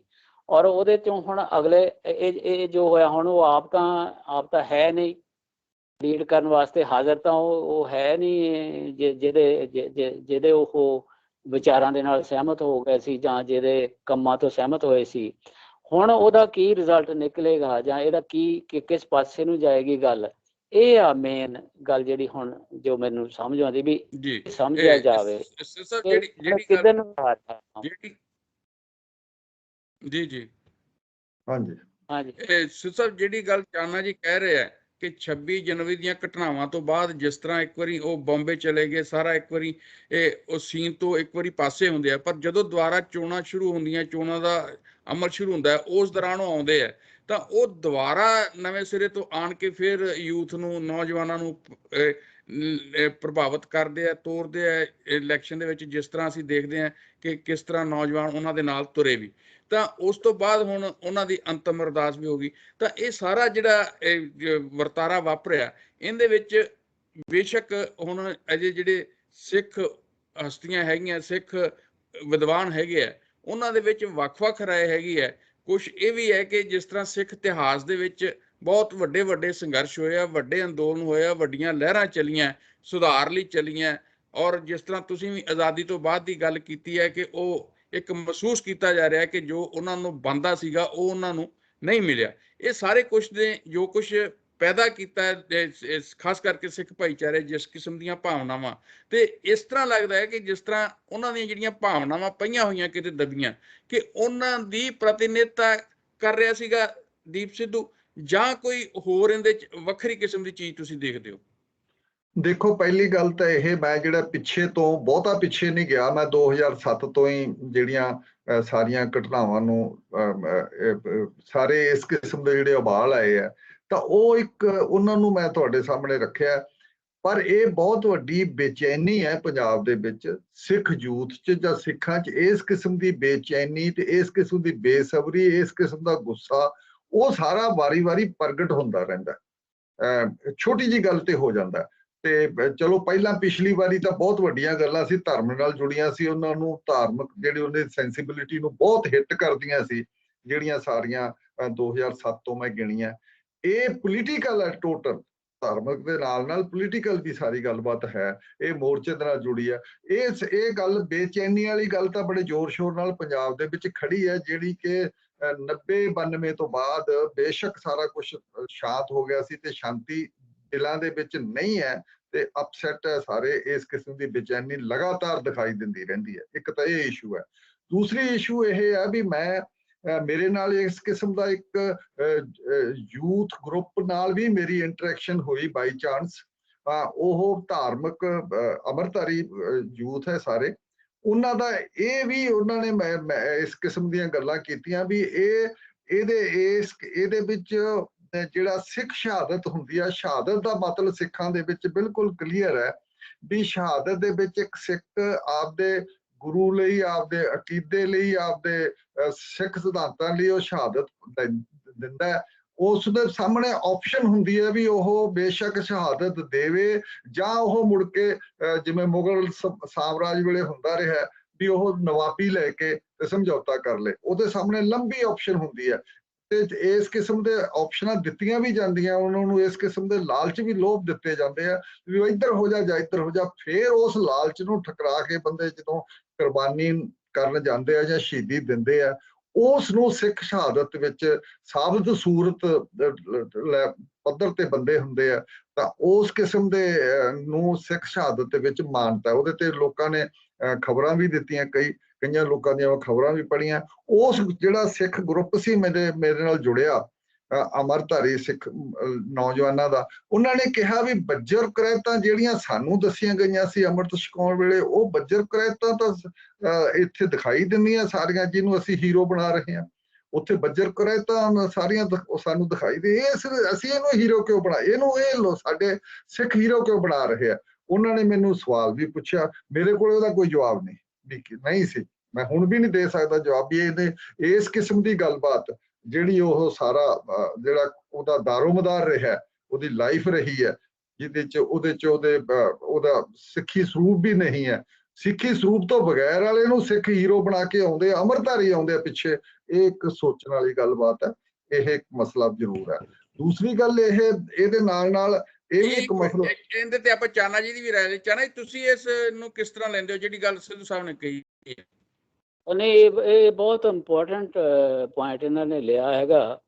ਇਹਦੇ ਤੋਂ ਮਹਿਸੂਸ ਇਸ ਤਰ੍ਹਾਂ ਹੁੰਦਾ ਕਿ ਸਰੂਪ ਦੀ ਬਹੁਤ ਮਹੱਤਤਾ ਹੈ ਸਿੱਖ ਰਿਲੀਜਨ ਦੇ, ਸਿੱਖ ਦੇ ਵਿੱਚ, ਲੇਕਿਨ ਸ਼ਾਇਦ ਜਿਹੜਾ ਸਿੱਖ ਸਿਧਾਂਤ ਹੈ ਉਹਦੀ ਸ਼ਾਇਦ ਇਸ ਤੋਂ ਵੀ ਜ਼ਿਆਦਾ ਜਿਹੜੀ ਉੱਭਰ ਕੇ ਸਾਹਮਣੇ ਆਈ ਆ ਕਿ ਉਹ ਜਿਹੜੀਆਂ ਗੱਲਾਂ ਕਰਦਾ ਦੀਪ ਸਿੱਧੂ ਆਪਣੇ ਭਾਸ਼ਣਾਂ ਦੇ ਵਿੱਚ, ਉਹ ਉਸ ਸਿਧਾਂਤ ਦੇ ਨਜ਼ਰੀਏ ਤੋਂ ਗੱਲ ਕਰ ਰਿਹਾ ਲੱਗਦਾ ਹੈਗਾ। ਇਸ ਕਰਕੇ ਉਹਨਾਂ ਨੂੰ ਲੱਗਦਾ ਕਿ ਵੀ ਜਿਹੜਾ ਸਿੱਖ ਸਿਧਾਂਤ ਹੈਗਾ ਆ, ਉਹਦੇ 'ਚ ਸਾਂਝੀਵਾਲਤਾ ਦਾ ਜਿਹੜਾ ਕਨਸੈਪਟ ਹੈ, ਉਹਦੇ ਵਿੱਚ ਜਿਹੜਾ ਕਿਰਤ ਦੀ ਉਪਮਾ ਦਾ ਕਨਸੈਪਟ ਹੈ, ਸਾਂਝੀਵਾਲਤਾ ਦਾ ਕਨਸੈਪਟ ਹੈ, ਫਿਰ ਉਹ ਜਿਹੜਾ ਕਲਚਰਲ ਜਿਹੜੀਆਂ ਸਾਡੀਆਂ ਵਿਸ਼ੇਸ਼ਤਾਵਾਂ, ਸਰਬੱਤ ਦੇ ਭਲੇ ਦੀ ਗੱਲ ਹੈ, ਸਰਬੱਤ ਦੇ ਭਲੇ ਦੀ ਗੱਲ ਹੈ, ਉਹ ਜਦੋਂ ਉਹ ਫਿਰ ਸ਼ਾਇਦ ਉਹ ਇਸ ਗੱਲ ਨੂੰ ਤਰਜੀਹ ਨਹੀਂ ਦਿੰਦੇ ਕਿ ਸਰੂਪ ਜਿਹੜਾ ਹੈਗਾ ਆ ਉਹ ਨਹੀਂ ਹੈ, ਜਿਹਨੂੰ ਜਿਹੜਾ ਇਹਨਾਂ ਨੇ ਸ਼ਬਦ ਵਰਤਿਆ ਹੈਗਾ ਸਿੱਧੂ ਸਾਹਿਬ ਨੇ ਕਿ ਕੁਰੈਤ ਦੱਸੀ ਗਈ ਹੈਗੀ ਹੈ ਕਿ ਤੁਸੀਂ ਸਾਬਤ ਸਰੂਪ ਨਹੀਂ ਹੈਗੇ। ਲੇਕਿਨ ਜਦੋਂ ਉਸ ਸਿਧਾਂਤ ਤੇ ਖੜੇ ਹੋ ਕੇ ਕਹਿੰਦਾ ਕਿ ਨਹੀਂ ਜੀ, ਇਹ ਲੜਨ ਦਾ ਮਸਲਾ ਹੈ, ਔਰ ਇਹ ਬੜੇ ਜਿਹਨੂੰ ਮੈਂ ਸ਼ਬਦ ਬੋਲਿਆ ਕਿ ਨਿਡਰਤਾ ਦੇ ਨਾਲ ਦਬੰਗ ਹੋ ਕੇ ਲੜਾਈ ਲੜਨ ਦਾ ਸਮਾਂ ਕਾਹਦੇ ਉੱਤੇ ਸਮਾਂ ਹੈਗਾ। ਮੈਂ ਇੱਕ ਦੋ ਚੀਜ਼ਾਂ ਨਾ ਉਹਨਾਂ ਦੀਆਂ ਉਹ ਜਿਹੜੀਆਂ ਨੋਟ ਕੀਤੀਆਂ, ਮੈਂ ਤੁਹਾਨੂੰ ਉਹਦੇ ਇਸ਼ਾਰਾ ਇਹ ਕਰਨਾ ਚਾਹੁੰਦਾ ਕਿ ਉਹਦੇ ਕੁਛ ਫਿਕਰੇ ਆ ਹਨਾ, ਸਾਰੇ ਇਹ ਤਾਂ ਖੈਰ ਲਿਆ ਹੀ ਹੋਇਆ ਕਿ ਵੀ ਪੰਜਾਬ ਵਸਦਾ ਗੁਰਾਂ ਦੇ ਨਾਂ ਤੇ। ਉਹ ਕਹਿੰਦੇ ਆ ਕਿ ਵੀ ਇਹਨੂੰ ਪੰਜਾਬ ਦੇ ਸਮਾਜ ਨੂੰ ਗੁਰੂ ਸਾਹਿਬਾਨ ਨੇ ਘੜਿਆ ਸੀ ਹਨਾ, ਇਹ ਆਪਣੇ ਹੱਥ ਦੇ ਨਾਲ ਘੜਿਆ ਹੈਗਾ। ਫਿਰ ਉਹ ਕਹਿੰਦੇ ਆ ਕਿ ਜਿਹੜੇ ਇਹ ਲੈਫਟ ਦੇ ਨਾਲ ਜਿਹੜਾ ਕਨਫਲਿਕਟ ਹੈਗਾ ਨਾ, ਜਿਹੜਾ ਸਿੱਧੂ ਸਾਹਿਬ ਨੇ ਇਸ਼ਾਰਾ ਕੀਤਾ, ਇਹ ਇੱਕ ਬਹੁਤ ਇੰਪੋਰਟੈਂਟ ਪਾਰਟ ਹੈ ਇਹਦਾ। ਤੇ ਉਹ ਜਦੋਂ ਕਹਿੰਦਾ ਕਿ ਵੀ ਜੀ ਇਹ ਧਰਮ ਦੀ ਪੱਛਮ ਵਾਲੀ ਪਰਿਭਾਸ਼ਾ ਲੈ ਕੇ ਨਾ, ਜਿਹੜੀ ਕਿ ਇੱਥੇ ਸਾਡੇ ਉਹ ਮੇਲ ਨਹੀਂ ਖਾਂਦੀ, ਤੇ ਇਹ ਪੱਛਮ ਦੀ ਪਰਿਭਾਸ਼ਾ ਵਾਲਾ ਸਾਡਾ ਜਿਹੜਾ ਧਰਮ ਨਹੀਂ ਹੈਗਾ ਹਨਾ। ਫਿਰ ਉਹ ਫੈਡਰਲ ਸਟਰਕਚਰ ਦੀਆਂ ਗੱਲਾਂ ਕਰਦਾ ਆਪਣੇ ਭਾਸ਼ਣਾਂ ਦੇ ਵਿੱਚ ਹਨਾ। ਫਿਰ ਉਹ ਕਹਿੰਦਾ ਕਿ ਵੀ ਜਿੰਨੀਆਂ ਵੱਖਰੀਆਂ ਹੋਂਦਾਂ ਹੈਗੀਆਂ ਆ, ਉਹਨਾਂ ਨੂੰ ਥਾਂ ਮਿਲਣੀ ਚਾਹੀਦੀ ਹੈ। ਇੱਕ ਸੱਭਿਆਚਾਰਕ ਵੰਨ-ਸੁਵੰਨਤਾ ਤੇ ਉਹਦਾ ਜਿਹੜਾ ਹੈਗਾ ਹਾਰਮਨੀ ਹੈਗੀ ਆ, ਉਹਦੀ ਗੱਲ ਵੀ ਉਹਦੇ ਭਾਸ਼ਣਾਂ ਦੇ ਵਿੱਚ ਜਦੋਂ ਨਜ਼ਰ ਆਉਂਦੀ। ਸ਼ਾਇਦ ਇਹ ਸਾਰੀਆਂ ਗੱਲਾਂ ਜਿਹੜੀਆਂ ਡਾਇਵਰਸਿਟੀ ਹੈਗੀ ਆ, ਜਾਂ ਸਿੱਧੂ ਸਾਹਿਬ ਜਿਹਨੂੰ ਇੱਕ ਫੈਡਰਲ ਸਿਸਟਮ ਦੀ ਗੱਲ ਹੈਗੀ ਆ, ਇਹ ਜਦੋਂ ਨਿਚੋੜ ਜਿਹਾ ਅਸੀਂ ਬਣਾ ਕੇ ਦੇਖਦੇ ਹਾਂ ਨਾ, ਤੇ ਸ਼ਾਇਦ ਇਹ ਲੋਕਾਂ ਦੇ ਮਨਾਂ ਦੇ ਵਿੱਚ ਅਸਲ 'ਚ ਜਦੋਂ ਉਹ ਕਹਿੰਦੇ ਬਦਲ ਦੀ ਗੱਲ ਕਰਦੇ ਨਾ, ਤਾਂ ਸ਼ਾਇਦ ਉਹਨਾਂ ਦੇ ਮਨਾਂ 'ਚ ਇਹ ਸਾਰਾ ਕੁਛ ਚੱਲ ਰਿਹਾ ਆ, ਤੇ ਜਿਹਨੂੰ ਅਸਲ 'ਚ ਉਹ ਲਾਗੂ ਕਰਨਾ ਚਾਹੁੰਦੇ ਆ ਹਨਾ। ਉਹ ਜਾਣੀ ਉਹ ਫਿਰ ਕੀ ਹੁੰਦਾ ਕਿ ਫਿਰ ਉਹ ਅਸਲ 'ਚ ਸਿੱਖ ਸਿਧਾਂਤ ਤੇ ਖੜੇ ਹੋਣਾ ਚਾਹੁੰਦੇ ਆ ਹਨਾ, ਉਹ ਸਿੱਖ ਸਿਧਾਂਤ ਨੂੰ ਲਾਗੂ ਕਰਨਾ ਚਾਹੁੰਦੇ ਹਨਾ।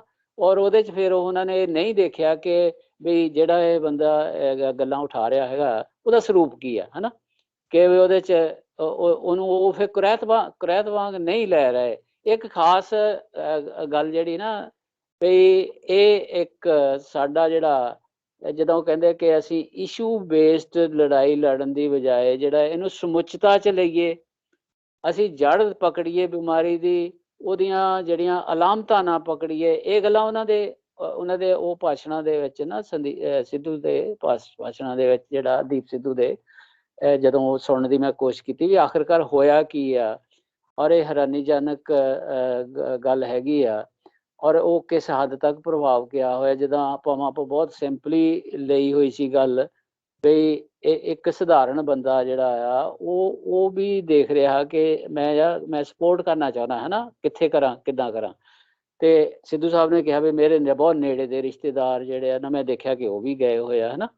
ਇਹ ਜਿਹੜੀ ਭਾਵਨਾ ਗਈ ਆ, ਉਹਦੇ ਪਿੱਛੇ ਕੀ ਕੰਮ ਕਰ ਰਿਹਾ ਆ, ਔਰ ਉਹਦੇ ਤੋਂ ਹੀ ਪਤਾ ਲੱਗੇਗਾ ਕਿ ਅਸੀਂ ਕਿਸ ਡਾਇਰੈਕਸ਼ਨ ਵੱਲ ਵੱਧ ਰਹੇ ਹਾਂ, ਹੈ ਨਾ।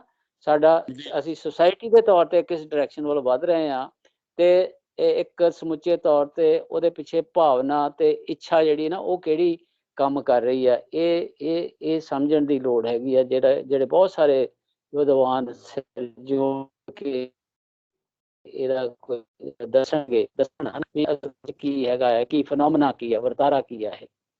ਜੀ, ਇਹ ਸਿਰਫ ਤੁਸੀਂ ਜੋ ਚਾਨਾ ਜੀ ਨੇ ਕਿਹਾ ਹੈਗਾ, ਉਹਨਾਂ ਨੇ ਜਿਹੜੀ ਹੈ ਖੱਬੇ ਪੱਖੀ ਜਿਹੜੀ ਲਹਿਰ ਹੈ ਉਹਨਾਂ ਦੀ ਵੀ ਗੱਲ ਕੀਤੀ ਹੈ, ਔਰ ਨਾਲ ਦੀ ਨਾਲ ਉਹਨਾਂ ਨੇ ਜਿਹੜੇ ਦੀਪ ਸਿੱਧੂ ਨੇ ਪਿਛਲੇ ਸਮੇਂ 'ਚ ਉਹਨਾਂ ਦੇ ਭਾਸ਼ਣ ਹੈ, ਤੇ ਉਹਨਾਂ ਭਾਸ਼ਣਾਂ 'ਚ ਜਿਹੜੇ ਉਹ ਇਸ਼ੂਜ਼ ਉਠਾਉਂਦੇ ਰਹੇ, ਔਰ ਸਿੱਖੀ ਸਿਧਾਂਤਾਂ ਦੀ ਗੱਲ ਕਰਦੇ ਰਹੇ, ਗੁਰੂ ਉਹਨਾਂ ਦੀ ਗੱਲ ਕਰਦੇ ਰਹੇ, ਉਹ ਸਾਰੇ ਨੇ ਕਿਤੇ ਨਾ ਕਿਤੇ ਲੱਗਦਾ ਹੈ ਕਿ ਜਿਹੜਾ ਪੰਜਾਬੀ ਸਮਾਜ ਹੈ, ਸਿੱਖ ਸਮਾਜ ਹੈ, ਉਹ ਸਾਰੇ ਦੇ ਵਿੱਚ ਉਹਨਾਂ ਨੂੰ ਕਿਤੇ ਨਾ ਕਿਤੇ ਉਹ ਜੋ ਕੁਝ ਕਹਿੰਦੇ ਸੀ ਉਹਨਾਂ ਨੂੰ ਮਾਨਤਾ ਮਿਲਦੀ ਰਹੀ ਕਿ ਜੋ ਗੱਲ ਕਰ ਰਹੇ ਉਹ ਠੀਕ ਕਰ ਰਹੇ।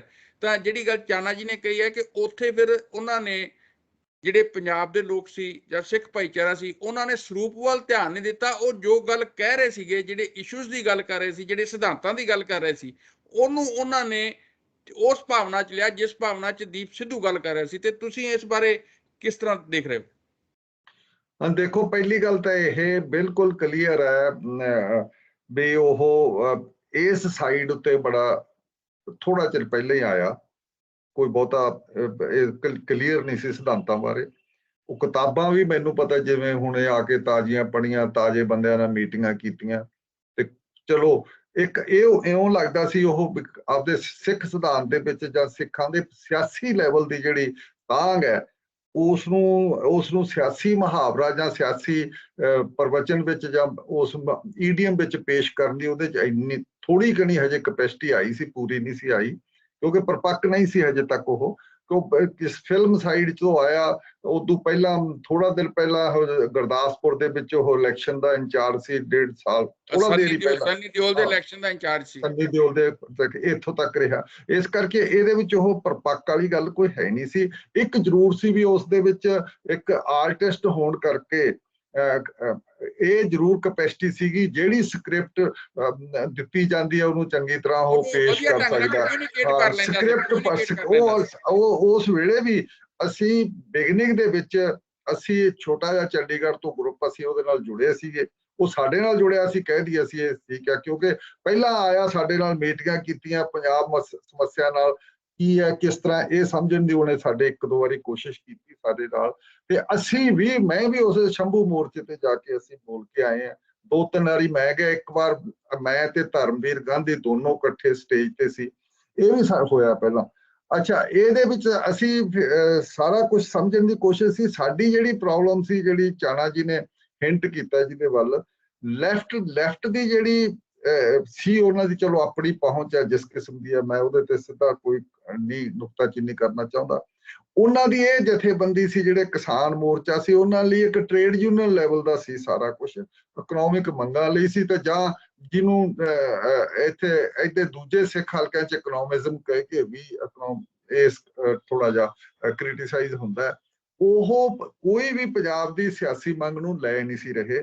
ਤੇ ਨਾ ਉਹਨਾਂ ਕੋਲੇ ਲੋਕ ਪਿੱਛੇ ਬਹੁਤ ਜਾਵੜੇ ਸੀ, ਉਹਨਾਂ ਦੇ ਪਿੱਛੇ ਇੱਥੋਂ ਤੱਕ ਚਲੇ ਗਏ ਸੀ ਵੀ ਲਾਲ ਝੰਡੇ ਪਿੱਛੇ ਅੰਮ੍ਰਿਤਧਾਰੀ ਵੀ ਪਿੰਡਾਂ ਦੇ ਉੱਠ ਕੇ ਚੱਲੇ ਸੀ। ਉਹਨਾਂ ਨੂੰ ਕੋਈ ਬੇਸਿਕ ਜਿਹੜੇ ਪਹਿਲੀਆਂ ਮੰਗਾਂ, ਉਹਨਾਂ ਉੱਤੇ ਕੋਈ ਕੰਟਰਾਡਿਕਸ਼ਨ, ਉਹਨਾਂ ਨੂੰ ਅੰਮ੍ਰਿਤਧਾਰੀਆਂ ਨੂੰ ਵੀ ਕੋਈ ਪ੍ਰੋਬਲਮ ਨਹੀਂ ਸੀ ਆ ਰਹੀ ਉਹਨਾਂ ਦੇ ਪਿੱਛੇ ਆਉਣ ਦੀ, ਉਹ ਲੈ ਕੇ ਜਾ ਰਹੇ ਸੀ। ਪਰ ਉਹ ਥੋੜਾ ਜਿਹਾ ਚਾਨਾ ਜੀ ਨੇ ਜਿਹੜੀ ਗੱਲ ਕਹੀ ਆ ਉਹ ਠੀਕ ਕਹੀ ਹੈ, ਜਿਹੜਾ ਵੈਸਟ ਦਾ ਧਰਮ ਦਾ ਡੈਫੀਨੇਸ਼ਨ ਹੈ, ਲੈਫਟ ਵਾਲੇ ਸਾਡੇ ਉਹੀ ਵਰਤਦੇ ਆ। ਧਰਮ ਮਤਲਬ ਕਿ ਡਿਫਰੈਂਟ ਹੈ। ਜਿਹੜਾ ਵੈਸਟ ਦਾ ਧਰਮ ਦਾ ਜਿਹੜਾ ਰਿਜ਼ਲਟ ਹੈ, ਰਿਲੀਜਨ ਜਿਹਨੂੰ ਕਹਿੰਦੇ ਆ, ਇਹ ਵੈਸਟ ਦਾ ਉਹ ਸਾਡੇ ਉਹ ਮੈਨੇ ਲਾਗੂ ਹੁੰਦੇ ਨਹੀਂ। ਸਾਡੇ ਇਹ ਖਾਸ ਕਿਸਮ ਦੀ ਕਲਚਰਲ ਉਸ ਕਿਸਮ ਦੀ ਸਾਂਝ ਹੈ, ਬੜੀ ਡੂੰਘੀ ਹੈ ਈਸਟ ਸਾਰੇ ਚ, ਪੱਛਮ ਪੂਰਬ ਚ। ਇਸ ਕਰਕੇ ਉਹਨਾਂ ਨਾਲ ਸਾਨੂੰ ਇੱਕੋ ਦਮ ਕਨਫਲਿਕਟ ਚ ਆ ਜਾਂਦੇ ਆ, ਤੇ ਕਨਫਲਿਕਟ ਰਿਹਾ ਵੀ ਹੈ ਸਾਰਾ ਕੁਛ। ਤੇ ਇਸੇ ਕਰਕੇ ਕਨਫਲਿਕਟ 26 ਜਨਵਰੀ ਨੂੰ ਬਹੁਤ ਜ਼ੋਰ ਸ਼ੋਰ ਨਾਲ ਆ ਗਿਆ ਸੀ ਅੱਗੇ। ਤੇ ਲਾਲ ਕਿਲੇ ਤੇ ਜਾਣਾ ਵੀ ਜਿਹੜਾ 12 ਚ ਤੇ ਸਿੱਖ ਇਤਿਹਾਸ ਦੇ ਵਿੱਚ ਹੁਣ ਤੱਕ ਦਾ ਚੱਲੇ ਆਉਣਾ ਲਾਲ ਕਿਲੇ ਦੀ, ਉਹ ਮੁਗਲ ਵੇਲੇ ਦੀਆਂ ਜਿਹੜੀਆਂ ਕਲਚਰਲ ਲੈਵਲ ਦੀ ਜਿਹੜੀ ਅਗਰੈਸ਼ਨ ਹੈ, ਸਾਰਾ ਹਮਲਾ, ਉਸ ਕਿਸਮ ਦਾ ਬਦਲਾ ਲੈਣਾ, ਉਹ ਸਾਰਾ ਕੁਝ ਉਹਦੇ ਨਾਲ ਜੁੜਿਆ ਵਾ ਸੀਗਾ। ਇਸ ਕਰਕੇ ਲਾਲ ਕਿਲੇ ਚ ਇੱਕ ਲੈਫਟ ਵਾਲੀਆਂ ਜਥੇਬੰਦੀਆਂ ਨੂੰ ਇਹ ਲੱਗਦਾ ਸੀ ਵੀ ਸਾਡਾ ਸਾਰਾ ਪ੍ਰੋਗਰਾਮ ਖਰਾਬ ਹੋ ਜਾਏਗਾ। ਉਹਨਾਂ ਨੂੰ ਇਹ ਲੱਗਦਾ ਸੀ ਵੀ ਲਾਲ ਕਿਲੇ ਤੇ ਜਾਣ ਨਾਲ ਸਾਡੀ ਅਚੀਵਮੈਂਟ ਹੈ। ਬੇਸ਼ੱਕ ਉਹ ਪੋਲੀਟੀਕਲ ਅਚੀਵਮੈਂਟ ਕੀ ਹੈ ਕੀ ਨਹੀਂ, ਇਹਦੇ ਬਾਰੇ ਉਹ ਬਹੁਤੇ ਕਲੀਅਰ ਨਹੀਂ, ਉਹ ਅੱਜ ਵੀ ਨਹੀਂ ਹੈ ਸਿੱਖ ਇਸ ਲੈਵਲ ਤੇ। ਚਾਹਨਾ ਤੁਸੀਂ ਇਹਦੇ ਬਾਰੇ ਕੁਝ ਕਹਿਣਾ? ਨਹੀਂ, ਇਹ ਜਿਹੜਾ ਨਾ ਲੈਫਟ ਵਾਲਾ ਪੁਆਇੰਟ ਇਹਨਾਂ ਨੇ ਉਠਾਇਆ ਪਹਿਲਾਂ ਵੀ, ਕਿ ਕੁਝ ਐਗਜ਼ਾਮਪਲਸ ਵੀ ਦੇ ਕੇ ਮੈਂ ਇਹ ਸਮਝਦਾ ਕਿ ਕੀ ਅਸਲ 'ਚ ਸਵਾਲ ਹੈ ਮੇਰਾ ਵੀ ਕੀ ਇਹ ਸੰਭਾਵਨਾ ਹੈ ਕਿ ਲੈਫਟ ਤੇ ਸਿੱਖ ਆ ਜਿਹੜੇ ਉਹ ਇਹ ਲੱਭਣ ਦੇ ਵਿੱਚ ਸਫਲ ਹੋ ਜਾਣਗੇ ਕਿ ਇੱਕ ਖਾਸ ਲੈਵਲ ਤੱਕ ਉਹਨਾਂ ਦਾ ਆਧਾਰ, ਸਿਧਾਂਤਕ ਆਧਾਰ ਜਿਹੜਾ ਨਾ ਉਹ ਮੇਲ ਖਾਂਦਾ ਆ, ਹਨਾ। ਜੇ ਉਹ ਸੋਸ਼ਲਿਜ਼ਮ ਹੈਗਾ ਤੇ ਸਾਂਝੀਵਾਲਤਾ, ਜੇ ਇਹਦੇ 'ਚ ਕੀ ਫਰਕ ਹੈਗਾ। ਲੇਕਿਨ ਇਹ ਆ ਕਿ ਐਟੀਚਿਊਡ ਹੈ ਜਿਹੜਾ ਕਿ ਉਹਨੂੰ ਅਮਲ ਦੇ ਵਿੱਚ ਕਿਸ ਤਰ੍ਹਾਂ ਲਿਆਂਦਾ ਜਾਵੇ। ਮੈਨੂੰ ਇਹ ਯਾਦ ਹੈ ਆਪਣੀਆਂ ਬਹੁਤ ਸਾਰੀਆਂ ਪਿਛਲੀਆਂ ਘਟਨਾਵਾਂ ਤੋਂ। ਕਈ ਵਾਰੀ ਅਸੀਂ ਐਂ ਦੇਖਣ ਲੱਗ ਪੈਂਦੇ ਕਿ ਜਦੋਂ ਥੋੜ੍ਹਾ ਜਿਹਾ ਵੀ ਕੋਈ ਉਭਾਰ ਉੱਠਦਾ ਆ, ਐਜੀਟੇਸ਼ਨ ਉੱਠਦੀ ਆ, ਉਹਦਾ ਕਾਰਨ ਤਾਂ ਹੁੰਦੇ ਆ ਇਕਨੋਮਿਕ, ਹੈ ਨਾ। ਸਾਨੂੰ ਇਹ ਲੱਗਣ ਲੱਗ ਪੈਂਦਾ ਵੀ ਸ਼ਾਇਦ ਇਹਦੇ ਵਿੱਚੋਂ ਕ੍ਰਾਂਤੀ ਨਿਕਲ ਰਹੀ ਆ। ਤੇ ਜਦੋਂ ਉਹ ਲੱਗਦਾ ਕਿ ਵੀ ਨਹੀਂ, ਇਹ ਗੱਲ ਗਲਤ ਸਾਬਤ ਹੋਈ ਆ। ਹੁਣ ਇਹ ਜਦੋਂ ਅਸੀਂ ਕਿਸਾਨ ਮੋਰਚਾ, ਜਿਹਦੇ ਵਿੱਚੋਂ ਇਹ ਦੀਪ ਸਿੱਧੂ ਵੀ ਜਿਹੜਾ ਉੱਭਰ ਕੇ ਸਾਹਮਣੇ ਆਉਂਦੇ ਆ, ਔਰ ਉਹ ਕਿਸਾਨ ਮੋਰਚੇ ਦੀ ਪੋਲੀਟੀਕਲਾਈਜੇਸ਼ਨ ਉਸ ਲੈਵਲ ਤੇ ਤਾਂ ਨਹੀਂ ਹੋਈ ਸੀ। ਜਦੋਂ ਖਤਮ ਹੋ ਗਿਆ ਤਾਂ ਉਹਦਾ ਪਤਾ ਵੀ ਲੱਗ ਗਿਆ ਕਿ ਵੀ ਇਹ ਪੋਲੀਟੀਕਲਾਈਜੇਸ਼ਨ ਨਹੀਂ ਹੋਈ, ਜਾਂ ਉਹ ਪੋਲੀਟੀਕਲ ਨਹੀਂ ਸੀਗਾ, ਟੋਟਲ ਮਤਲਬ ਇਕਨੋਮਿਕ ਆਧਾਰ ਦੇ ਉੱਤੇ ਲੜੀ ਜਾ ਰਹੀ ਲਹਿਰ ਸੀਗੀ।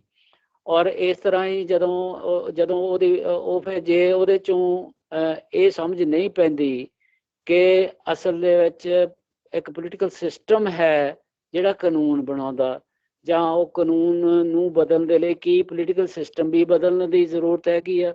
ਜੇ ਲੋਕ ਇਸ ਹੱਦ ਤੱਕ ਪਹੁੰਚੇ ਹੀ ਨਹੀਂ ਹੋਏ, ਤਾਂ ਫਿਰ ਕੀ ਇਹ ਸਮੇਂ ਤੋਂ ਪਹਿਲਾਂ ਦੀ ਗੱਲ ਆ ਕਿ ਅਸੀਂ ਮਨ 'ਚ ਬਿਠਾ ਲਈਏ ਸ਼ਾਇਦ ਪਤਾ ਨਹੀਂ ਕੀ ਨਵਾਂ ਰਸਤਾ ਨਿਕਲ ਰਿਹਾ, ਇਹਦੇ ਵਿੱਚੋਂ ਰਾਜਨੀਤਿਕ ਰਸਤਾ ਨਿਕਲ ਰਿਹਾ।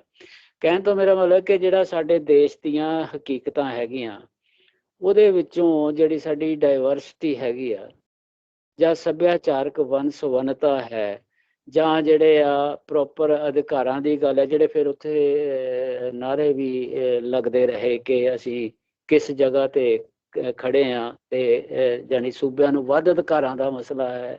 ਇਸ ਤਰ੍ਹਾਂ ਦੇ ਜਿਹੜੇ ਮਸਲੇ ਆ, ਔਰ ਉਹਦਾ ਪਾਰਟ ਜਿਹੜਾ ਉਹਦਾ ਨਹੀਂ ਹੁੰਦਾ ਹੈ ਜਦੋਂ ਇਕਨੋਮਿਕ ਲੜਾਈ ਜਿਹੜੀ ਨਾ ਉਹ ਲੜੀ ਜਾਂਦੀ। ਜੇ ਇਹ ਸਮਝ ਨਹੀਂ ਆਈ ਹੋਈ ਹੁੰਦੀ ਤਾਂ ਫਿਰ ਉਹਨੂੰ ਪੋਲੀਟੀਕਲ ਮੂਵਮੈਂਟ ਦੇ ਵਿੱਚ ਜਿਹੜਾ ਨਾ ਸਮਝ ਲੈਣਾ ਕਿ ਵੀ ਪਤਾ ਨਹੀਂ ਇਹ ਪੋਲੀਟੀਕਲ ਮੂਵਮੈਂਟ ਬਣ ਗਈ ਆ, ਹੈ ਨਾ। ਔਰ ਉਹਦੇ ਵਿੱਚੋਂ ਹੁਣ ਜੋ ਸਾਬਤ ਹੋਇਆ ਉਹ ਇਹ ਸੀ ਕਿ ਲੋਕ ਇਹ ਲੜਦਿਆਂ ਹੋਇਆਂ ਵੀ ਸ਼ਾਇਦ ਇਹ ਸੋਚ ਰਹੇ ਸੀ ਕਿ ਇਹਦਾ ਅਸਲ ਦੇ ਵਿੱਚ ਜਿਹੜਾ ਕੋਈ ਪੱਕਾ ਹੱਲ, ਜਾਨੀ ਬਦਲ ਜਿਹੜਾ ਮੈਂ ਪਹਿਲਾਂ ਵੀ ਕਿਹਾ ਕਿ ਉਸ ਬਦਲ ਦੀ ਅਸੀਂ ਇੰਟਰਪ੍ਰੀਟੇਸ਼ਨ ਜਿਹੜੀ ਨਾ ਪਾਰਟੀਆਂ ਦੇ ਰੂਪ ਦੇ ਵਿੱਚ ਕਰਦੇ ਸੀਗੇ, ਅਸਲ ਦੇ ਵਿੱਚ ਉਹ ਲੋਕ ਸ਼ਾਇਦ ਉੱਦਾਂ ਨਹੀਂ ਸਮਝਦੇ ਸੀ ਕਿ ਪਾਰਟੀਆਂ ਦੇ ਰੂਪ ਦੇ, ਜਦੋਂ ਉਹ ਇਹ ਸਮਝਦੇ ਕਿ ਕੋਈ ਬੇਸਿਕ ਫੰਡਾਮੈਂਟਲ ਚੇਂਜਸ ਦੀ ਜ਼ਰੂਰਤ ਹੈਗੀ ਆ, ਹੈ ਨਾ। ਇਹ ਸ਼ਾਇਦ ਮਨਾਂ ਦੇ ਵਿੱਚ, ਪਰ ਉਹਦਾ ਤਰੀਕਾ ਕੀ ਹੋਵੇ, ਉਹਦਾ ਮਤਲਬ ਅਸਲ ਦੇ ਵਿੱਚ ਰੀਅਲ ਸੋਲਿਊਸ਼ਨ ਕੀ ਹੈਗਾ ਆ, ਉਹਦੇ ਬਾਰੇ ਕੋਈ ਕਲੈਰਿਟੀ ਨਹੀਂ ਹੈ ਕਿ ਅਸਲ ਦੇ ਵਿੱਚ ਉਹਦਾ ਸੋਲਿਊਸ਼ਨ ਹੈ ਕੀ। ਲੇਕਿਨ ਇਹ ਜ਼ਰੂਰ ਸ਼ਾਇਦ ਸਮਝ ਆ ਗਈ ਵੀ ਕੁਛ ਨਾ ਕੁਛ ਫੰਡਾਮੈਂਟਲ ਚੇਂਜ ਕਰਨ ਦੀ ਜ਼ਰੂਰਤ ਹੈ। ਏਦਾਂ ਦੀ ਗੱਲ ਕੋ ਉਸ ਤੋਂ ਮੈਨੂੰ ਬਿਨਾਂ ਅੱਗੇ ਨਹੀਂ ਵਧਿਆ ਜਾ ਸਕਦਾ, ਗੁਜ਼ਾਰਾ ਨਹੀਂ ਹੋ ਸਕਦਾ। ਰਸਤਾ ਕੀ ਆ, ਸ਼ਾਇਦ ਉਹ ਕਲੈਰਿਟੀ ਹੋਣ ਦਾ ਅਜੇ ਲੋੜ ਆ। ਹਾਂਜੀ ਆਪਣਾ ਸਮਾਂ ਵੀ ਸਮਾਪਤ ਹੋਣ ਵੱਲ ਵੱਧ ਰਿਹਾ ਹੈ ਸ਼ੋਅ ਦਾ, ਤੇ ਸਾਹਿਬ ਤੁਸੀਂ ਵੀ ਆਪਣੀ ਸੰਖੇਪ ਟਿੱਪਣੀਆਂ ਦੇ ਦਿਓ ਫਿਰ। ਇੱਕ ਸੰਖੇਪ ਟਿੱਪਣੀ ਚਾਨਾ ਜੀ ਦੀ, ਉਸ ਤੋਂ ਬਾਅਦ ਆਪਾਂ ਫਿਰ ਸਮਾਪਤ ਕਰਾਂਗੇ। ਤੇ ਇਹ ਜਿਹੜਾ ਚਰਚਾ ਹੈਗੀ ਹੈ ਇਹ ਸਾਡੀ ਅੱਗੇ ਵੀ ਇਹਦੇ ਤੇ ਅਸੀਂ ਹੋਰ ਵੀ ਪ੍ਰੋਗਰਾਮ ਕਰਾਂਗੇ, ਪਰ ਅੱਜ ਦੀ ਜਿਹੜੀ ਚਰਚਾ ਹੈ ਉਹਨੂੰ ਤੁਸੀਂ ਦੇਖੋ ਇੱਕ ਗੱਲ ਲਾਸਟ 'ਚ ਅਸੀਂ ਇਸ ਗੱਲ ਤੇ ਜ਼ਰੂਰ ਪਹੁੰਚੇ ਹੋਏ ਆ ਵੀ ਜੇ ਕਿਸਾਨ ਮੋਰਚਾ ਉੱਥੇ ਕਾਮਯਾਬ ਹੋਇਆ ਜਾਂ ਜਿੰਨੀ ਕੁ ਇਕਨੋਮਿਕ ਮੰਗਾਂ ਦੀ ਵੀ ਉਹਦੀ ਕਾਮਯਾਬੀ ਹੋਈ ਹੈ, ਜਿੰਨੀ ਕੁ ਚਲੋ ਚਾਣਾ ਜੀ ਨੇ ਕਿਹਾ, ਉਹਦੇ ਪਿੱਛੇ ਵੀ ਜਿਹੜਾ ਦੋ ਸਾਡੀਆਂ ਧਾਰਾਵਾਂ ਜਿਹੜੀਆਂ ਡਿਫਰੈਂਟ ਵਿਚਾਰਧਾਰਾ, ਉਹਨਾਂ ਦੀ ਕੰਟਰਾਡਿਕਸ਼ਨ ਤੇ ਕਨਫਲਿਕਟ ਹੈਗਾ, ਉਹ ਕਨਫਲਿਕਟ ਉੱਥੇ ਕਾਫੀ ਹੱਦ ਤੱਕ ਮਿਟਿਆ। ਜਾਂ ਇਹ ਕਹਦੀ 26 ਜਨਵਰੀ ਤੋਂ ਪਿੱਛੋਂ ਇੱਕ ਧਿਰ ਉੱਥੋਂ ਐਬਸੈਂਟ ਹੋ ਗਈ ਤੇ ਫਿਰ ਦੂਜੀ ਧਿਰ ਉੱਥੇ ਖੜੀ ਰਹੀ, ਜਾਂ ਦੂਜੀ ਧਿਰ ਤੇ ਪਹਿਲੀ ਜਿਹੜੀ ਧਿਰ ਉੱਥੇ ਭਾਰੂ ਧਿਰ ਸੀਗੀ ਲੈਫਟ ਦੀ, ਉਹਨਾਂ ਨੇ ਵੀ ਆਪ ਦਾ ਚੇਂਜ ਕੀਤਾ ਵੀ ਉਹਨਾਂ ਦੇ ਜਿਹੜੇ ਸਾਰੇ ਉਹਨਾਂ ਦੇ ਪਲੇਟਫਾਰਮ ਸੀ ਜਾਂ ਉਹਨਾਂ ਦੀਆਂ ਸਟੇਜਾਂ ਸੀ, ਉੱਥੇ ਵੀ ਬੋਲੇ ਸੌ ਦੇ ਨਾਰੇ ਲੱਗਣ ਲੱਗ ਗਏ ਤੇ ਪਾਠ ਵੀ ਹੋਣ ਲੱਗ ਗਿਆ ਕਈ ਥਾਵਾਂ ਤੇ ਜੋਗਿੰਦਰ ਸਿੰਘ ਅਗਰਾਹਾਂ ਨੂੰ ਇਹ ਵੀ ਉਹ ਕਹਿੰਦਾ ਰਿਹਾ ਸਟੇਜਾਂ ਤੇ, ਮੇਰੇ ਦੋਨੋਂ ਲੜਕੀਆਂ ਅੰਮ੍ਰਿਤਧਾਰੀ ਆ, ਮੇਰੇ ਜਵਾਈ ਵੀ ਦੋਨੋਂ ਅੰਮ੍ਰਿਤਧਾਰੀ ਆ। ਇਸ ਲੈਵਲ ਤੱਕ ਪਹੁੰਚ ਗਏ ਸਾਰੀ। ਇਹ ਸਿੰਥੇਸਿਸ ਸੀ ਜਿਹਨੂੰ ਚਾਣਾ ਜੀ ਨੇ ਕਿਹਾ ਵੀ ਇਕੱਠੇ ਹੋਣਾ ਚਾਹੀਦਾ।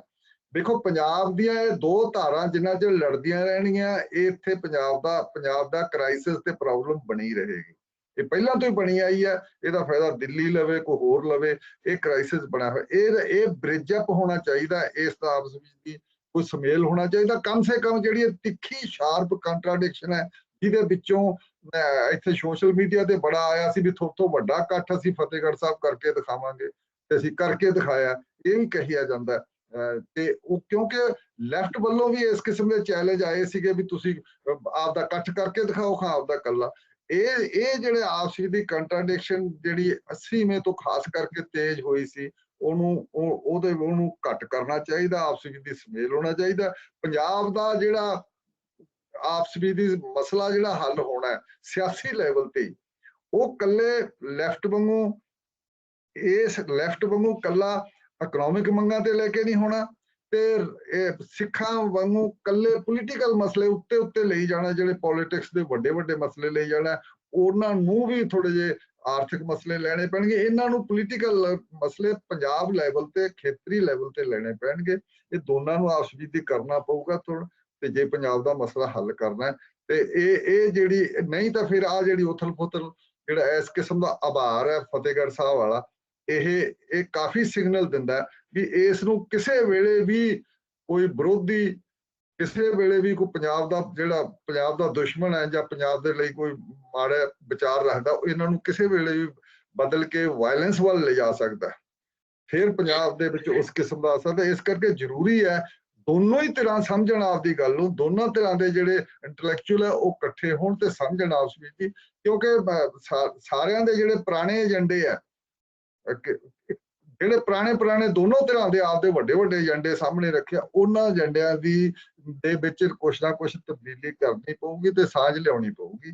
ਤੇ ਸਿੱਖੀ ਦੀ ਤੇ ਲੈਫਟ ਦੀ ਮੁੱਢਲੀ ਸਾਂਝ ਕਾਫੀ ਵੱਡੀ ਦੂਰ ਤੱਕ ਹੈ, ਇਹਦੇ ਚ ਕੁਛ ਸ਼ੱਕ।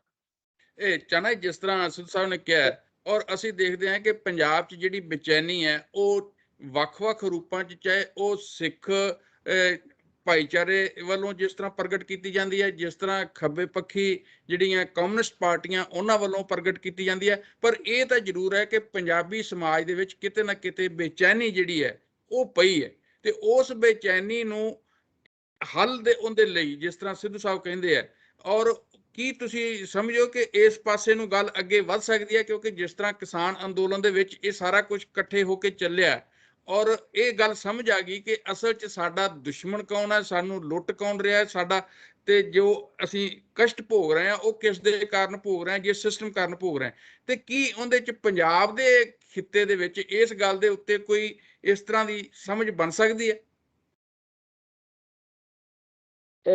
ਮੈਨੂੰ ਅਨੁਭਵ ਇਹ ਹੋਇਆ ਜੀ ਇਹ ਸਾਰੇ ਪ੍ਰੋਸੈਸ ਨੂੰ ਦੇਖਦਿਆਂ ਹੋਇਆ, ਕਿਉਂਕਿ ਕੁਝ ਐਗਜ਼ਾਮਪਲਸ ਮੈਂ ਤੁਹਾਡੇ ਸਾਹਮਣੇ ਪੇਸ਼ ਕਰਨੀਆਂ, ਨਾਂ ਲਏ ਤੋਂ ਬਿਨਾਂ ਇੱਕ ਕਾਫੀ ਪ੍ਰਵਾਨਿਤ ਸਿੱਖ ਸਕਾਲਰ ਹੈਗੇ ਆ ਸਾਡੇ, ਉਹਨਾਂ ਦਾ ਇੱਕ ਸੈਂਟੈਂਸ ਮੈਂ ਆਪ ਪੜ੍ਹਿਆ ਸੀਗਾ। ਉਹ ਕਹਿੰਦੇ ਕਿ ਜਿਹੜਾ ਮੋਰਚਾ ਲੜਿਆ ਜਾ ਰਿਹਾ ਕਿਸਾਨ ਮੋਰਚਾ, ਉਹ ਲੜ ਰਹੀ ਆ ਸਿੱਖ ਸੰਗਤ, ਭਾਵੇਂ ਗੁਰੂ ਦੀ ਸੰਗਤ, ਗੁਰੂ ਨਾਨਕ ਦੀ ਸੰਗਤ ਆ ਉਹ ਜਿਹੜੀ ਲੜ ਰਹੀ ਆ, ਭਾਵੇਂ ਕਿ ਉਹਦੇ ਲੀਡਰਸ਼ਿਪ ਜਿਹੜੀ ਹੈ ਨਾ ਉਹ ਬਹੁਤੀ ਲੈਫਟਾਂ ਦੇ ਹੱਥ 'ਚ ਹੈ ਨਾ, ਜਾਣੀ ਲੈਫਟ ਲੀਡਰਸ਼ਿਪ ਜਿਹੜੀ ਆ ਉਹਨੂੰ, ਉਹਦੀ ਲੜਾਈ ਸਿੱਖ ਸੰਗਤ, ਇਹਦਾ ਦੋ ਗੱਲਾਂ ਨੂੰ ਜੋੜਿਆ ਗਿਆ। ਔਰ ਤੁਸੀਂ ਇਹ ਦੇਖਿਆ ਹੋਣਾ, ਮੈਂ ਬਹੁਤ ਪ੍ਰਭਾਵਿਤ ਹੋਇਆ ਸੀ ਇਸ ਗੱਲ ਤੋਂ ਕਿ ਸਾਈਕਲ ਦੇ ਉੱਪਰ ਸਰਦਾਰ ਜੀ ਸੀਗੇ, ਸਿੰਘ ਸੀਗੇ, ਉਹਨਾਂ ਦੇ ਬਾਣਾ ਪਾਇਆ ਹੋਇਆ ਨਿਹੰਗਾ ਸਿੰਘਾਂ ਵਾਲਾ, ਔਰ ਖੰਡਾ ਵੀ ਲੱਗਿਆ ਹੋਇਆ, ਲੇਕਿਨ ਉਹਨੇ ਹੱਥ ਦੇ ਵਿੱਚ ਝੰਡਾ ਲਾਲ ਫੜਿਆ ਹੋਇਆ। ਔਰ ਇਸ ਤਰ੍ਹਾਂ ਮੈਂ ਇੱਕ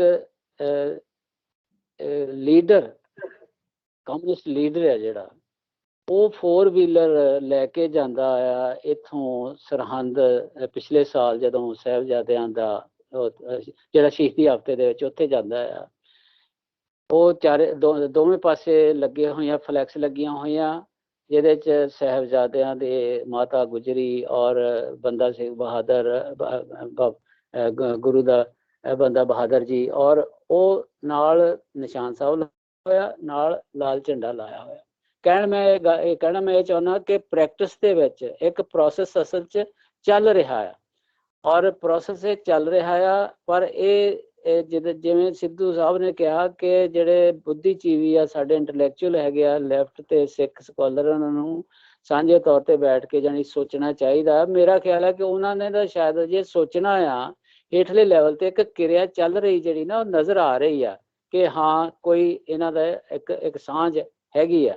ਔਰ ਜਿੰਨਾ ਵੀ ਇਹ ਜਲਦੀ ਹੋ ਸਕੇ ਇਹ ਗੱਲ ਨੂੰ ਮਹਿਸੂਸ ਕਰ ਲੈਣਾ ਚਾਹੀਦਾ ਕਿ ਮਾਨਵਤਾ ਦੇ ਭਲੇ ਦੇ ਲਈ ਜੇ ਉਦੇਸ਼ ਇੱਕ ਹੈ, ਤਾਂ ਜੇ ਉਹਦੇ 'ਚ ਕੋਈ ਟੈਕਟੀਕਲ ਜਾਂ ਉਹਨੂੰ ਮਤਲਬ ਇੱਕ ਅਮਲ 'ਚ ਲਿਆਉਣ ਦੇ ਦਾਅ ਪੇਚ ਹੈ ਜਿਹੜੇ, ਉਹਨਾਂ ਦੇ ਵਿੱਚ ਜਿਹੜੇ ਕੋਈ ਤਫਰਕ ਹੈਗੇ ਆ, ਉਹਨਾਂ ਤੇ ਵਿਚਾਰ ਹੋਣ। ਇਹਦੇ ਵਿੱਚ ਕੋਈ ਜੇਕਰ ਕਿਰਤੀਆਂ ਦੀ ਗੱਲ ਹੈਗੀ ਆ ਤਾਂ ਦੋਹੀ ਪਾਸੀ ਹੈਗੀ ਆ, ਜੇ ਸਾਂਝੀਵਾਲਤਾ ਦੀ ਗੱਲ ਹੈਗੀ ਆ ਤਾਂ ਦੋਹੀ ਪਾਸੀ ਹੈਗੀ ਆ, ਜੇ ਮਾਨਵਤਾ ਦੀ ਗੱਲ ਹੈਗੀ ਆ ਤਾਂ ਦੋਹੀ ਪਾਸੀ ਹੈਗੀ ਆ। ਪਰ ਇਹ ਆ ਜੋ ਮੈਂ ਮਹਿਸੂਸ ਕਰਦਾ ਆ ਕਿ ਇਹਦੇ 'ਚ ਜਿਹੜਾ ਇੱਕ ਅੰਸ਼ ਹੈਗਾ ਨਾ ਉਹ ਹਟਾਇਆ ਜਾਣਾ ਚਾਹੀਦਾ ਆ, ਜਿਹਦੇ 'ਚ ਜਿਹਨੂੰ ਅਸੀਂ ਕਹਿੰਦੇ ਵੀ ਇੱਕ ਐਟੀਟਿਊਡ ਜਿਹੜਾ ਕੱਟੜਤਾ ਐਟੀਟਿਊਡ ਹੈਗਾ ਆ, ਉਹ ਕੰਮ ਉਹ ਰਿਮੂਵ ਹੋਣਾ ਚਾਹੀਦਾ ਆ। ਔਰ ਇਹ ਨੇੜੇ ਲਿਆਉਣ ਵਾਲੀ ਜਿਹੜੀ ਗੱਲ ਆ ਨਾ, ਇਸ ਕਰਕੇ ਜੇ ਇੱਕ ਸਾਂਝੀ ਲੜਾਈ ਲੜੀ ਗਈ ਆ, ਜੇ ਬਾਰਡਰ ਤੇ ਜਾ ਕੇ, ਭਾਵੇਂ ਕਿਸਾਨੀ ਮੋਰਚਾ ਸੀਗਾ, ਔਰ ਜੇ ਉਹ ਲੜੀ ਗਈ ਆ ਉਹਦੀ ਸੰਭਾਵਨਾ ਸੀ ਕਰਕੇ ਲੜੀ ਗਈ ਆ। ਔਰ ਇਸ ਕਰਕੇ ਇਸੇ ਤਰ੍ਹਾਂ ਹੀ ਜਿਹੜੇ ਹੋਰ ਮਸਲੇ ਆ, ਮਾਨਵਤਾ ਨਾਲ ਜੁੜੇ ਹੋਏ ਮਸਲੇ, ਸਾਡੇ ਇਕਨੋਮਿਕ ਮਸਲੇ ਜਾਂ ਹੋਰ ਮਸਲੇ, ਉਹਨਾਂ ਦੇ ਵਿੱਚ ਕਿਹੜੀਆਂ ਸੰਭਾਵਨਾਵਾਂ ਹੈਗੀਆਂ, ਜਾਣੀ ਕੁੜੱਤਣ ਨੂੰ ਹਟਾਉਣ ਦਾ, ਘਟਾਉਣ ਦਾ ਕੋਈ ਅਮਲ ਜਿਹੜਾ ਨਾ ਉਹਨੂੰ ਤੇਜ਼ ਕਰਨ ਦੀ ਜ਼ਰੂਰਤ ਹੈਗੀ ਆ। ਸੋ ਇਸ ਕਰਕੇ ਇਹ ਵਿਰੋਧ ਖੜਾ ਜਿਹੜਾ ਰੱਖਣਾ ਉਹ ਸੁਸਾਇਟੀ ਦੇ ਲਈ ਸ਼ਾਇਦ ਬਹੁਤ ਫਾਇਦੇਮੰਦ ਨਹੀਂ ਹੈ, ਪੰਜਾਬੀ ਸਮਾਜ ਲਈ ਫਾਇਦੇਮੰਦ ਨਹੀਂ ਹੈ।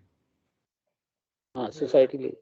ਹਾਂਜੀ, ਤਾਂ ਦੋਸਤੋ ਇੱਥੇ ਹੀ ਸਾਡੇ ਅੱਜ ਸ਼ੋਅ ਦਾ ਪ੍ਰੋਗਰਾਮ ਦਾ ਸਮਾਂ ਸਮਾਪਤ ਹੁੰਦਾ, ਤੇ ਅਸੀਂ ਜਿਹੜੇ ਪੰਜਾਬ ਦੇ ਵਿੱਚ ਨਵੇਂ ਵਰਤਾਰੇ ਸ਼ੁਰੂ ਹੋਏ ਹੈ ਜਾਂ ਉਹਨਾਂ ਦਾ ਕੀ ਅਸਰ ਪੈ ਰਿਹਾ ਹੈ, ਜਾਂ ਕਿਸਾਨ ਅੰਦੋਲਨ ਤੋਂ ਬਾਅਦ ਕਿਸ ਤਰ੍ਹਾਂ ਸਥਿਤੀ ਬਣੀ ਹੈ, ਉਸ ਨੂੰ ਸਮਝਣ ਦਾ ਯਤਨ ਕੀਤਾ ਇਸ ਚਰਚਾ ਦੇ ਰਾਹੀਂ। ਸਾਨੂੰ ਆਸ ਹੈ ਕਿ ਤੁਹਾਨੂੰ ਵੀ ਇਹ ਚਰਚਾ ਪਸੰਦ ਆਈ ਹੋਏਗੀ। ਜੇ ਤੁਹਾਨੂੰ ਪਸੰਦ ਆਈ ਹੋਵੇ ਤਾਂ ਤੁਸੀਂ ਇਸ ਨੂੰ ਲਾਈਕ ਜ਼ਰੂਰ ਕਰਨਾ, ਇਸ ਨੂੰ ਸ਼ੇਅਰ ਜ਼ਰੂਰ ਕਰਨਾ ਆਪਣੇ ਦੋਸਤਾਂ ਨਾਲ, ਤੇ ਸਾਡੇ ਸੱਜਣ ਮੀਡੀਆ ਚੈਨਲ ਨੂੰ ਸਬਸਕ੍ਰਾਈਬ ਕਰਨਾ। ਤੇ ਨਾਲ ਦੀ ਨਾਲ ਜੇ ਤੁਹਾਡੀ ਇਸ ਪ੍ਰੋਗਰਾਮ ਦੇ ਬਾਰੇ ਕੋਈ ਆਪਣੀ ਰਾਏ ਹੋਵੇ, ਕੋਈ ਟਿੱਪਣੀ ਹੋਵੇ, ਕੋਈ ਪ੍ਰਤੀਕਰਮ ਹੋਵੇ, ਤਾਂ ਸਾਡੇ ਤੁਸੀਂ ਫੇਸਬੁੱਕ ਪੇਜ ਤੇ ਜਾ ਕੇ ਜ਼ਰੂਰ ਸਾਡੇ ਨਾਲ ਸਾਂਝਾ ਕਰਨਾ, ਤਾਂ ਜੋ ਸਾਨੂੰ ਵੀ ਤੁਹਾਡੀ ਰਾਏ ਵੀ ਪਤਾ ਲੱਗ ਸਕੇ, ਤੇ ਅਸੀਂ ਇਸ ਆਪਣੀ ਚਰਚਾ ਨੂੰ ਆਉਣ ਵਾਲੇ ਸਮੇਂ 'ਚ ਵੀ ਇਸ ਤਰ੍ਹਾਂ ਹੀ ਜਾਰੀ ਰੱਖਾਂਗੇ। ਤਾਂ ਅੱਜ ਦਾ ਅਸੀਂ ਪ੍ਰੋਗਰਾਮ ਇੱਥੇ ਹੀ ਸਮਾਪਤ ਕਰਦੇ ਹਾਂ। ਸਿੱਧੂ ਸਾਹਿਬ, ਤੁਹਾਡਾ ਬਹੁਤ ਬਹੁਤ ਧੰਨਵਾਦ। ਚਾਨਾ ਜੀ, ਤੁਹਾਡਾ ਵੀ ਬਹੁਤ ਬਹੁਤ ਧੰਨਵਾਦ, ਤੁਸੀਂ ਜੁੜੇ ਔਰ ਇਸ ਚਰਚਾ ਨੂੰ ਇਸ ਢੰਗ ਨਾਲ ਸਾਡੇ ਦਰਸ਼ਕਾਂ ਤੱਕ ਪਹੁੰਚਾਇਆ ਕਿ ਜੋ ਕੁਝ ਪੰਜਾਬ 'ਚ ਇਸ ਵੇਲੇ ਵਾਪਰ ਰਿਹਾ ਕਿ ਉਹ ਕਿਸ ਤਰ੍ਹਾਂ ਠੀਕ ਦਿਸ਼ਾ ਵਿੱਚ ਅੱਗੇ ਵੱਧ ਸਕਦਾ ਹੈ, ਉਸ ਦੇ ਉੱਤੇ ਆਪਣੀ ਗੱਲ ਕਹੀ ਹੈ। ਧੰਨਵਾਦ ਬਹੁਤ ਬਹੁਤ। ਧੰਨਵਾਦ ਜੀ, ਧੰਨਵਾਦ ਸਾਰੇ ਦਰਸ਼ਕਾਂ ਦਾ, ਇਹ ਹੈ ਜੀ। ਸਰੋਤਿਆਂ ਦਾ, ਧੰਨਵਾਦ।